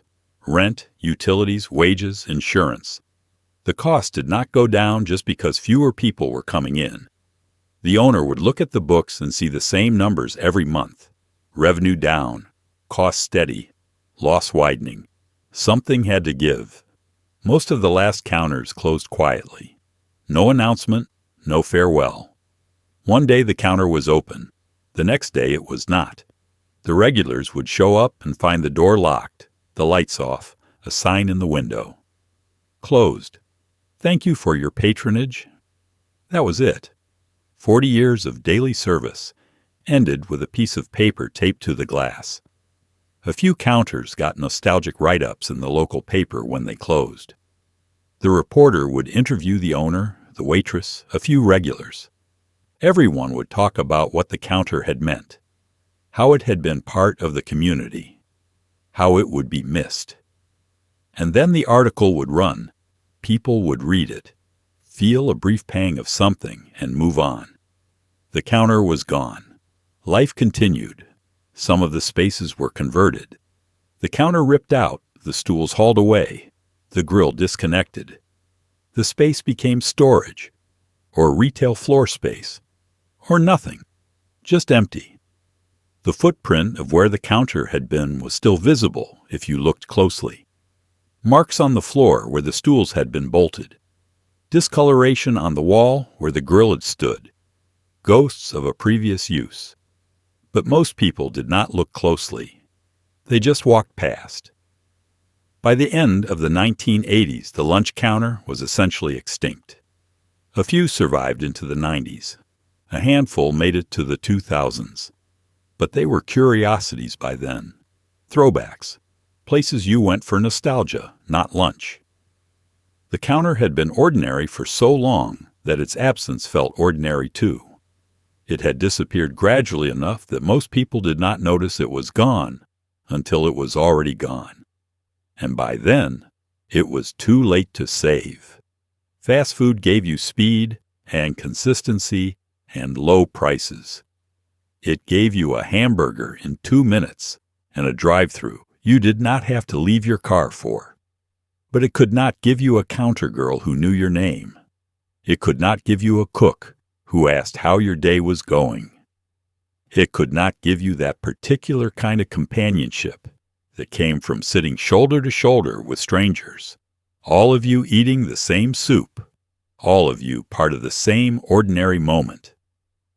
Fast food was transactional. You ordered from a teenager at a window.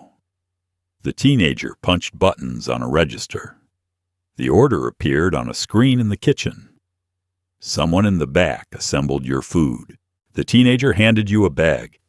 The interaction took 30 seconds. Nobody learned your name. Nobody remembered what you ordered last time. Nobody asked how your mother was doing. You were a transaction. One of hundreds that day.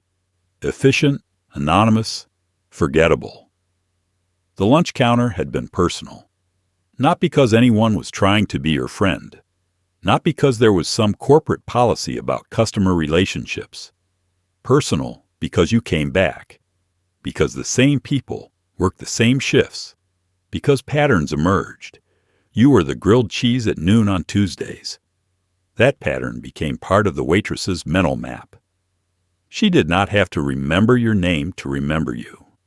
She just had to see you sit down. Fast food also eliminated the ritual. At the lunch counter, there was a sequence. You sat down. Someone brought water. You ordered. You waited. The food arrived. You ate. You paid. The sequence had rhythm. It had structure. Fast food collapsed the sequence. You ordered and received your food in the same motion. There was no waiting, no anticipation, no moment to settle in. You went from hungry to eating in seconds. That efficiency was the point, but it also meant there was no space for anything else. No conversation, no observation, no quiet. The physical space was different too. The lunch counter was a place. You were inside a building. You sat on a stool. You put your elbows on a counter. You were surrounded by the sounds and smells of food being cooked. You could see the cook working. You could hear the grill sizzling. You were present in a space where something was happening. Fast food, especially the drive-thru, eliminated the space. You stayed in your car. You never entered a place. You just paused at a window and moved on. There was no there. And then there was the quality of the food. Not quality in the sense of ingredients or nutrition. Quality in the sense of care. At the lunch counter, someone made your food. They cracked the eggs. They buttered the bread. They ladled the soup. There was a human being between you and your meal.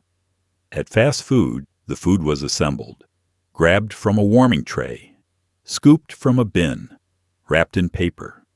The process was mechanical. Nobody was cooking. They were just retrieving and packaging.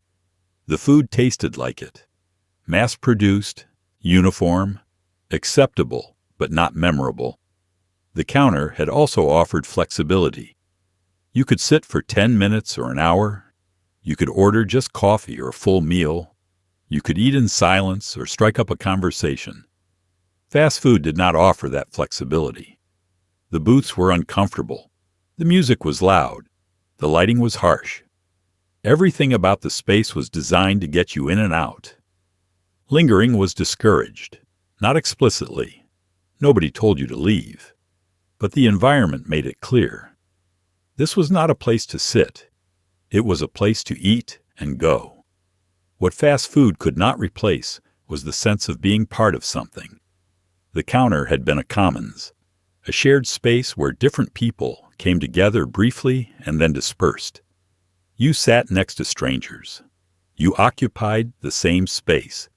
You were part of the same moment. Fast food isolated you. You ate in your car alone, or you ate at a table with your own group, separate from everyone else. The room was full of people, but you were not connected to any of them. You were just occupying the same building.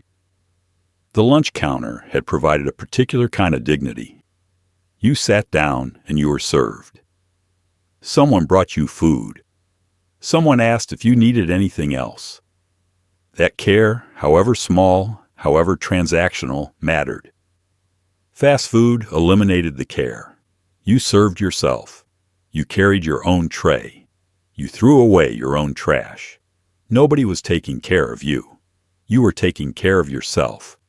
And that shift, from being served to serving yourself, was bigger than it seemed.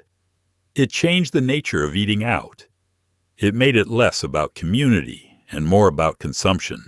If you remember sitting at a lunch counter, you remember exactly where it was.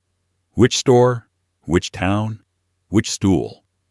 You remember the sound the stool made when you swiveled it, the particular weight of the coffee cup, the way the plate came down in front of you without ceremony.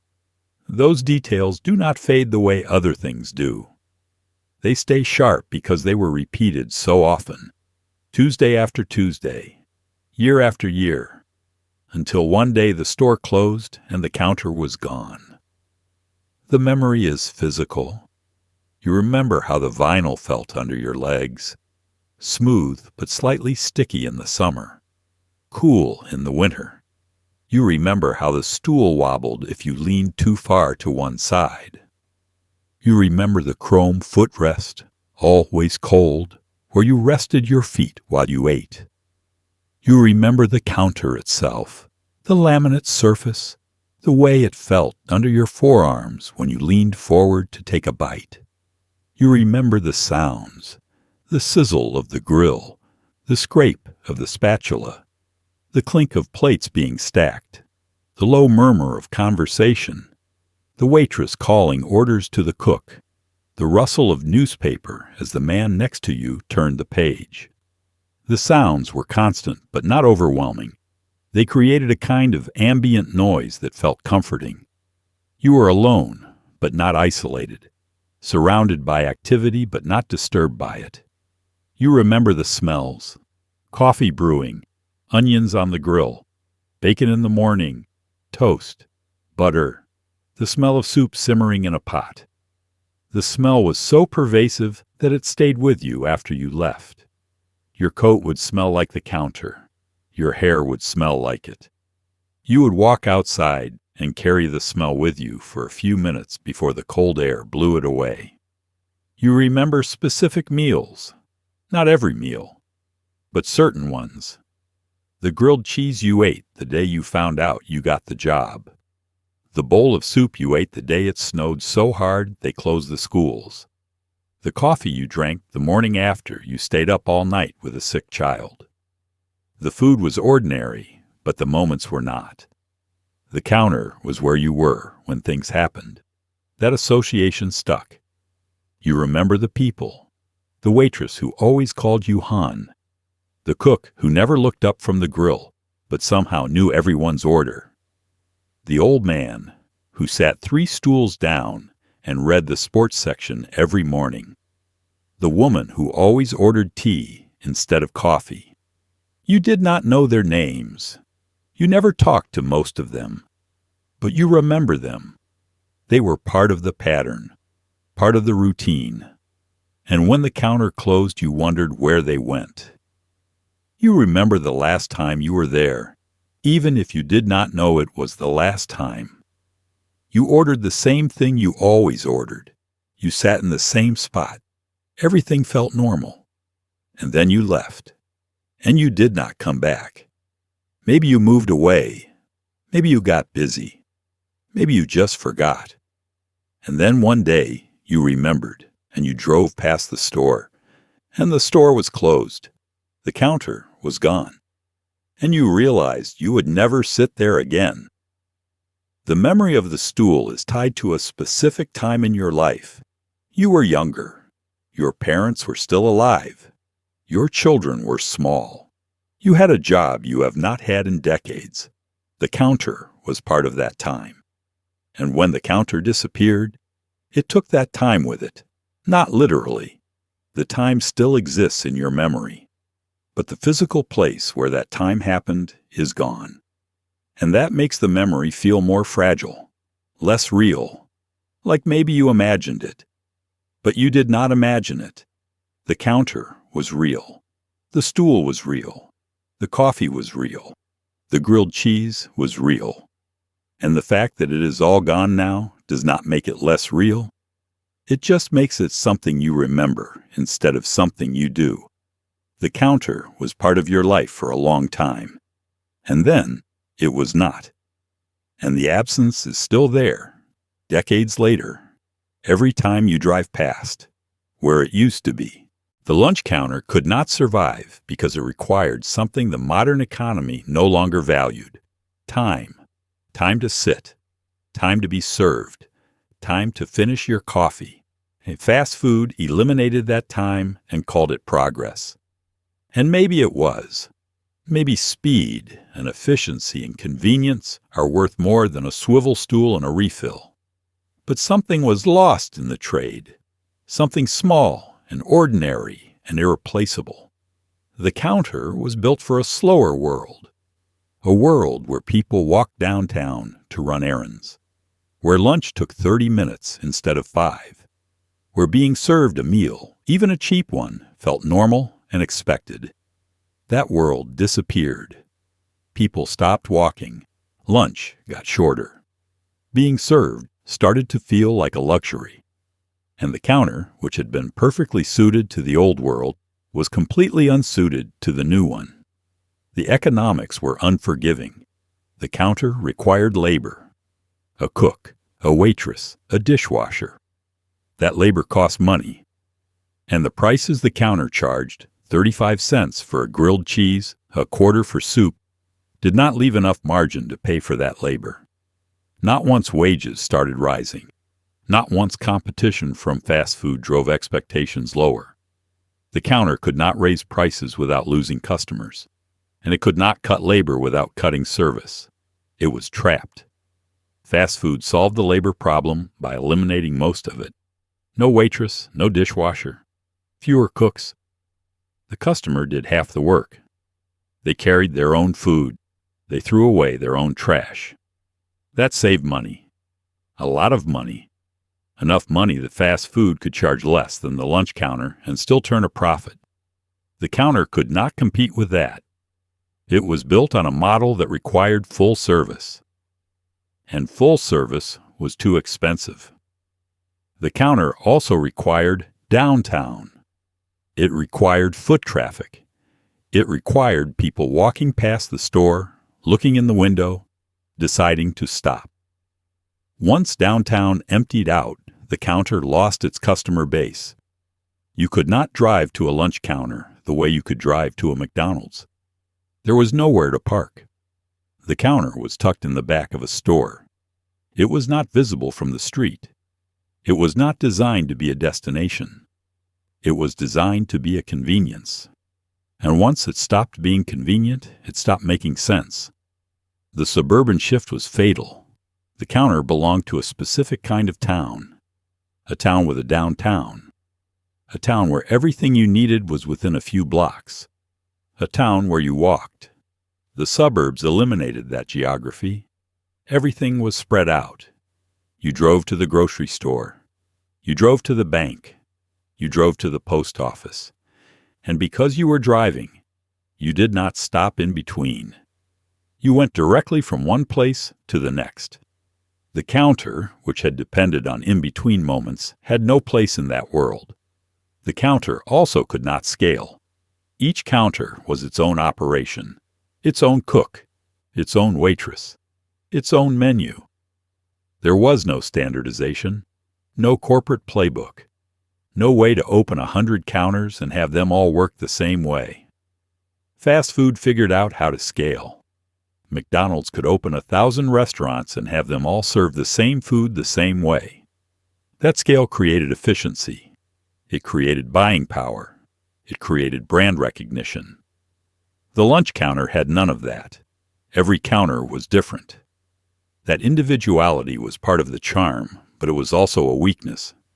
You could not build an empire out of individuality. And then there was culture.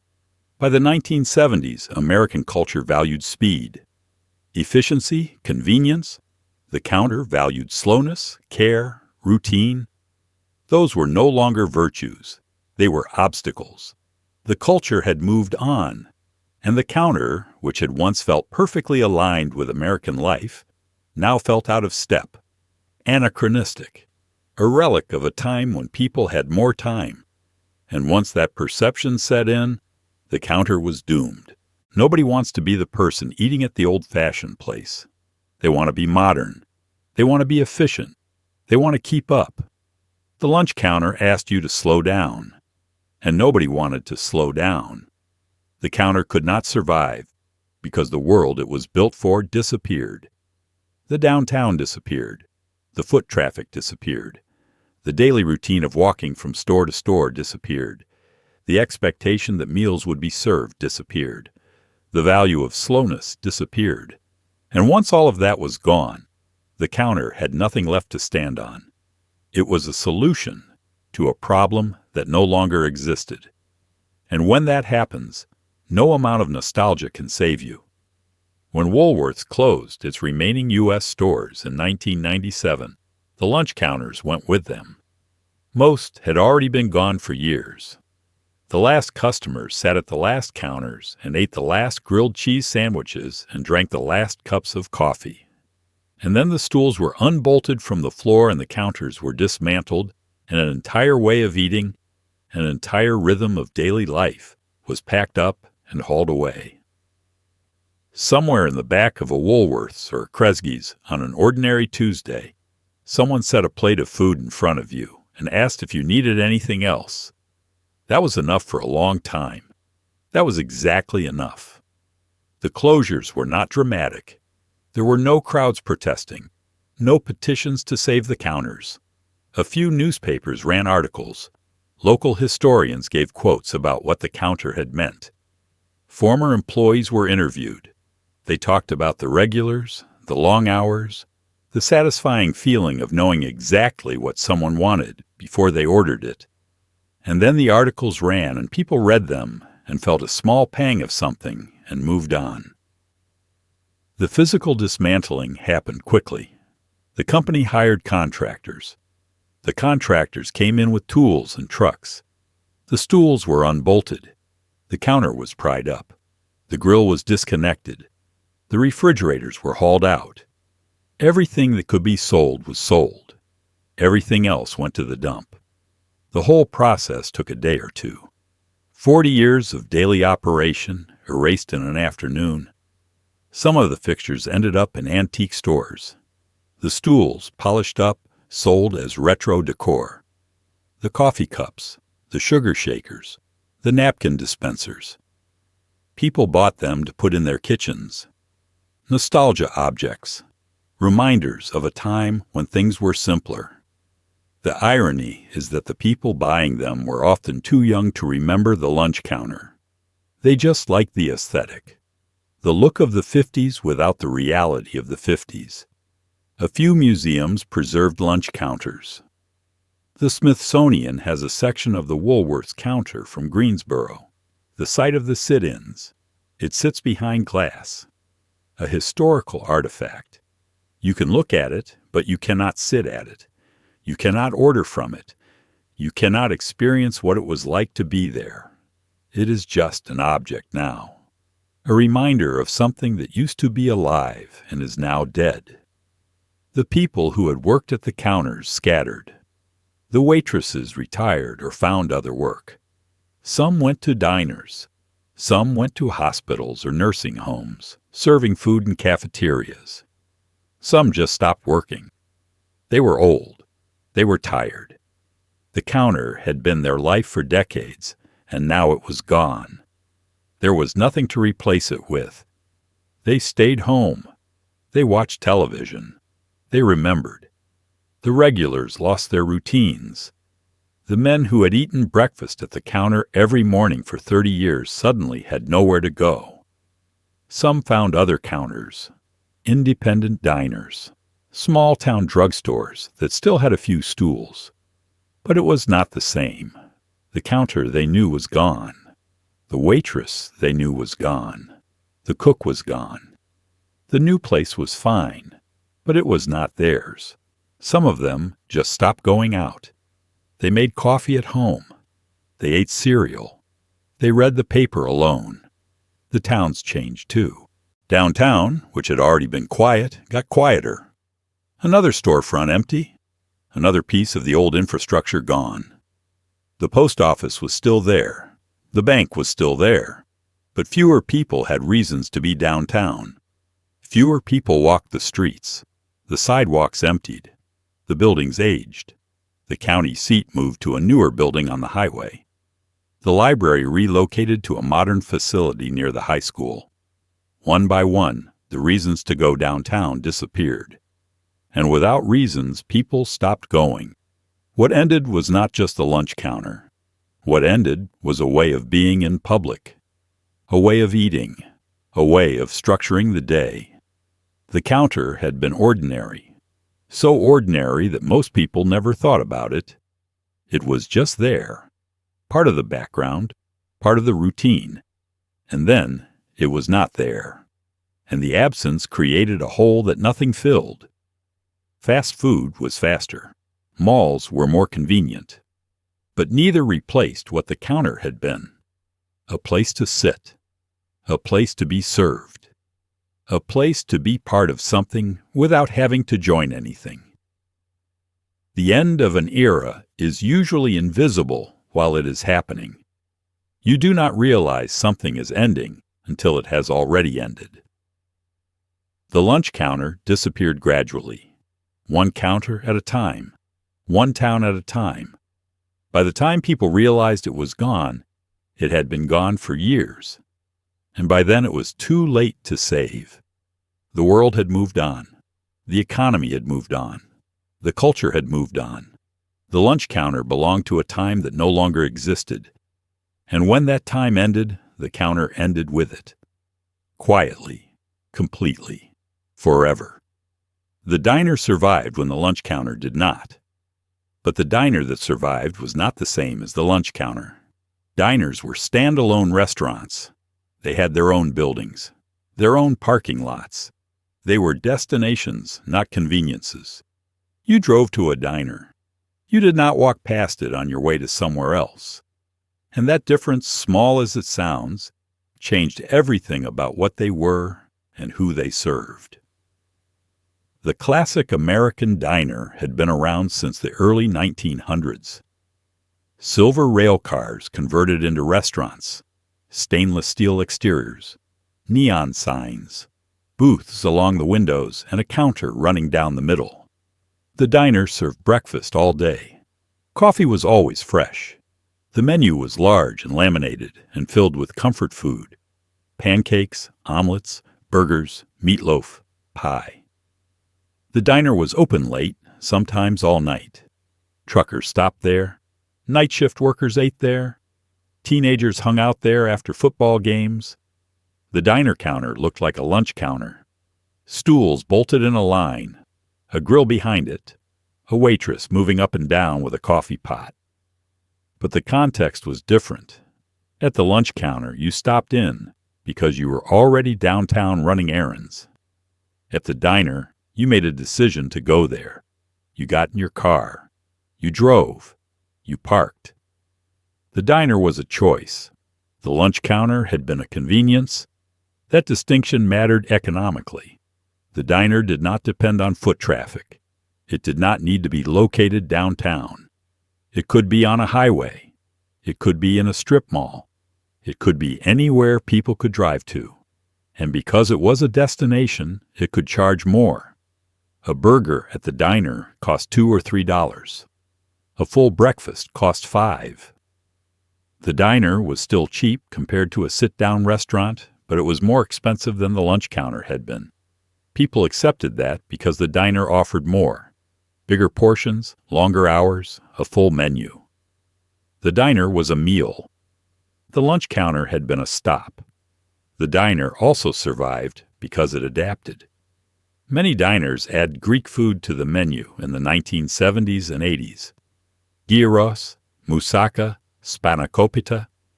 Greek immigrants had been buying diners since the 1950s, and they brought their food with them. The combination worked. You could get pancakes or souvlaki, burgers or Greek salad. The diner became more versatile. It served more people. It stayed relevant. The diner counter was also different from the lunch counter in who used it.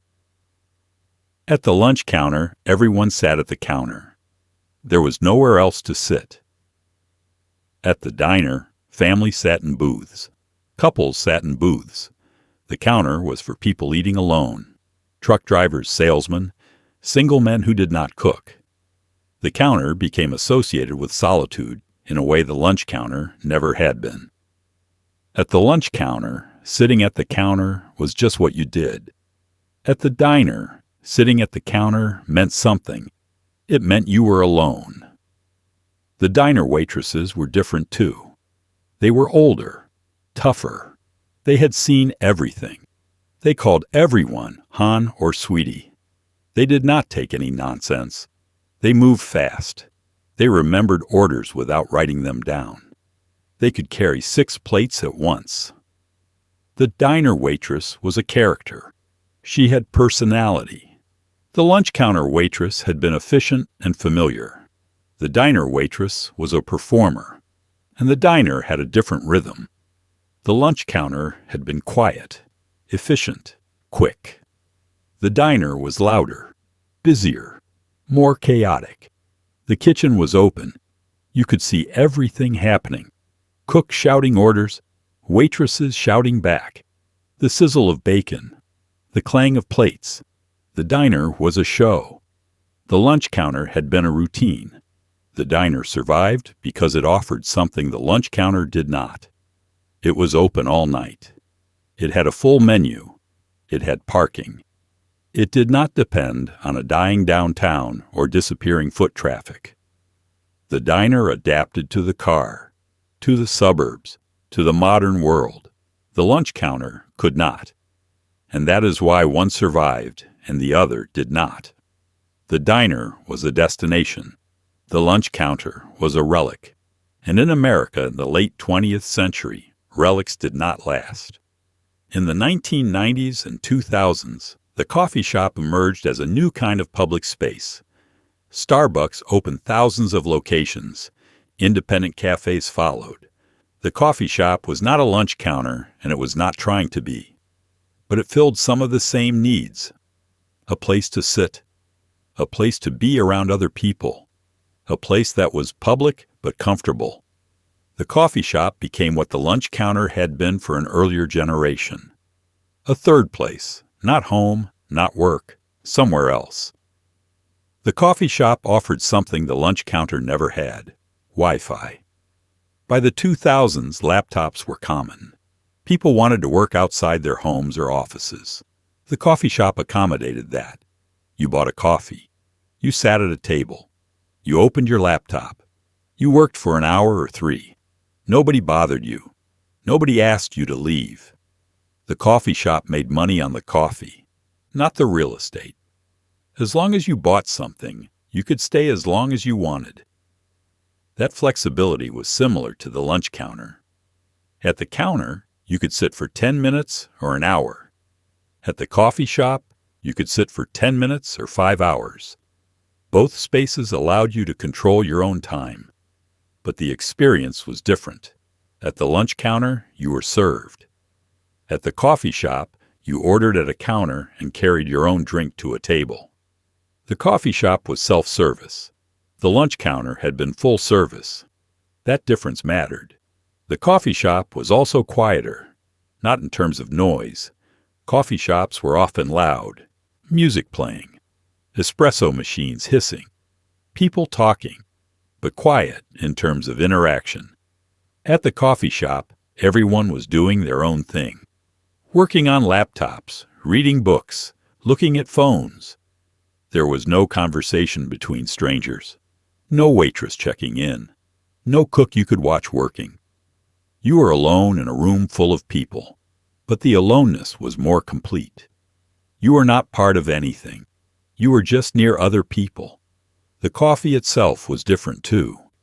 At the lunch counter, coffee was coffee. Black or with cream and sugar. A dime a cup. Refills free. At the coffee shop, coffee was complicated. Lattes, cappuccinos, macchiatos, americanos. Sizes had names. Tall, grande, venti. You could customize everything. Skim milk, almond milk, extra shot. Half calf.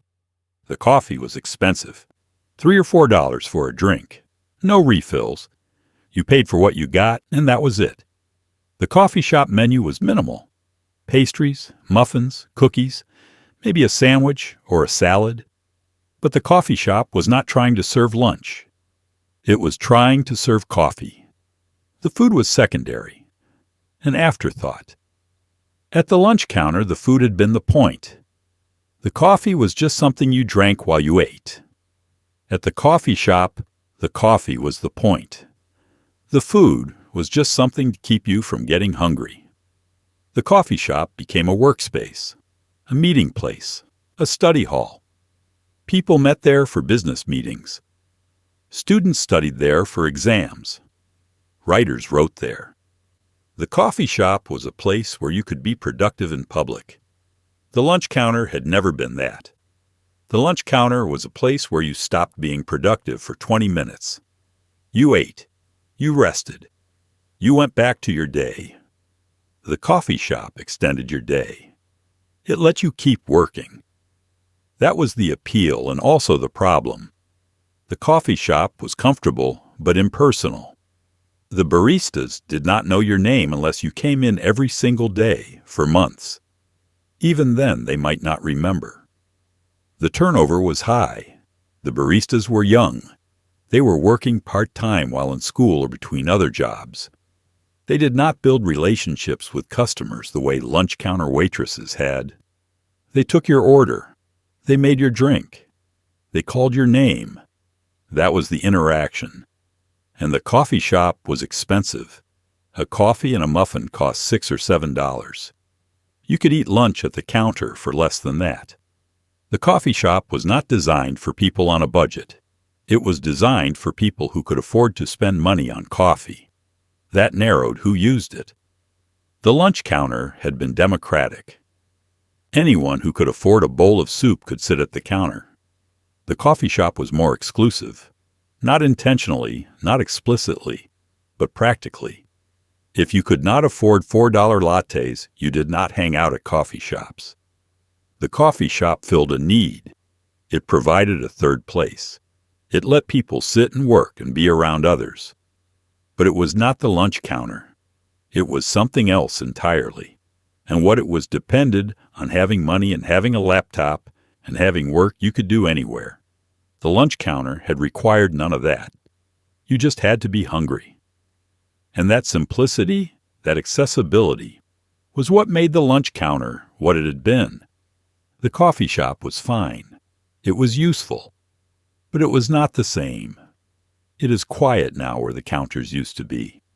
The Woolworths on Main Street is an antique mall. The Kresge's is a dollar store. The Rexall drugstore closed 20 years ago, and the building sits empty, windows dark, the sign long gone. You can still see where the counter was if you know what to look for. Marks on the floor where the stools were bolted down. A different color paint on the wall where the grill used to sit. Ghosts of a previous use. But most people walk past without noticing. They do not know what was there. They do not know what was lost. The lunch counter disappeared so gradually that most people did not notice it happening. One year there were fewer counters. The next year, fewer still. By the time anyone thought to save them, it was already too late. The economics had shifted. The culture had moved on. The world the lunch counter was built for had vanished. And once that world was gone, the counter could not survive. What replaced the lunch counter was faster and cheaper and more convenient. The drive-thru, the food court, the value menu. You could get food in half the time for half the price. That was progress. That was efficiency. That was the modern world. But what was lost in the exchange was harder to measure. The sense of being part of something. The rhythm of sitting down and being served. The small, ordinary dignity of having someone ask if you needed anything else. The people who remember the lunch counter are getting older. They are in their 70s and 80s now. They remember sitting on those stools as children. They remember their parents taking them downtown on Saturday mornings. They remember the smell of coffee and bacon, the sound of the grill, the taste of a grilled cheese cut diagonal on a white plate. Those memories are vivid and specific and impossible to share with anyone who was not there. For younger people, the lunch counter is just a story, something their grandparents talk about, something they see in old photographs or museum exhibits. It belongs to a past that feels impossibly distant, a time before drive-thrus and smartphones and delivery apps, a time when people walked downtown and sat at counters and waited 10 minutes for their food. It sounds slow, inefficient, inconvenient. Why would anyone do that when you could get the same food in 3 minutes without leaving your car? But the people who remember will tell you it was not about the speed.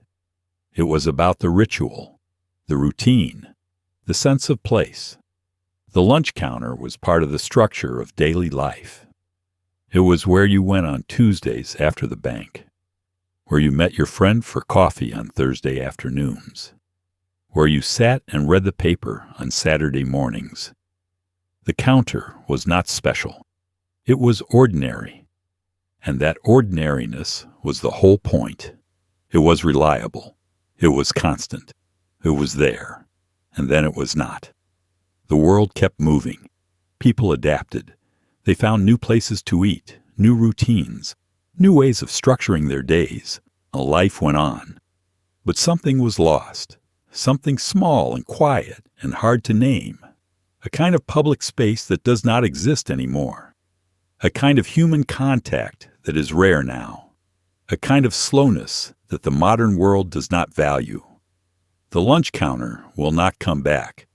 The world it belonged to is gone. Downtown is empty. Nobody walks anymore. Fast food is faster and cheaper, and that is what matters now. The counter could not compete. It could not adapt. It could not survive. And maybe that is fine. Maybe every era has its own ways of doing things. Maybe the lunch counter was perfect for its time, and its time is over. But for the people who remember, the loss is real. The counter was where they were when their lives were happening. It was where they sat when they were young, where they brought their children, where they became regulars. The counter was ordinary, but it was theirs. And when it disappeared, something irreplaceable disappeared with it. If you ever sat at a lunch counter, you know what I mean. You remember exactly where it was, which stool you sat on, what you ordered, how the coffee tasted, how the waitress smiled when you came in. You remember because it mattered. Not in a big way, not in a dramatic way, but in the small, quiet way that ordinary things matter when they are part of your life for long enough. And if you never sat at one, you missed something. Not something you can get back. Not something anyone can recreate. Just something that was part of American life for a long time and then was not. The lunch counter is gone now. The stools are gone. The griddles are cold. The waitresses have moved on or passed away. All that remains is the memory. And the memory, imperfect and fading as it is all we have left. Somewhere in the back of a Woolworth's on an ordinary Tuesday in 1958, someone set a plate of food in front of you and asked if you needed anything else. That was enough for a long time. That was exactly enough. Thanks for listening, son. If this brought back memories, or if you learned something new about a world that used to be, I would love to hear about it in the comments. And if you want more stories like this, more quiet walks through the America that was, hit that subscribe button. We will be here next week with another story, another memory, another piece of the past that is worth remembering. Until then, take care of yourself, and maybe, next time you grab food, sit down for a minute, put your phone away, look around, be present. The world is moving fast, but you do not always have to move with it. See you next time.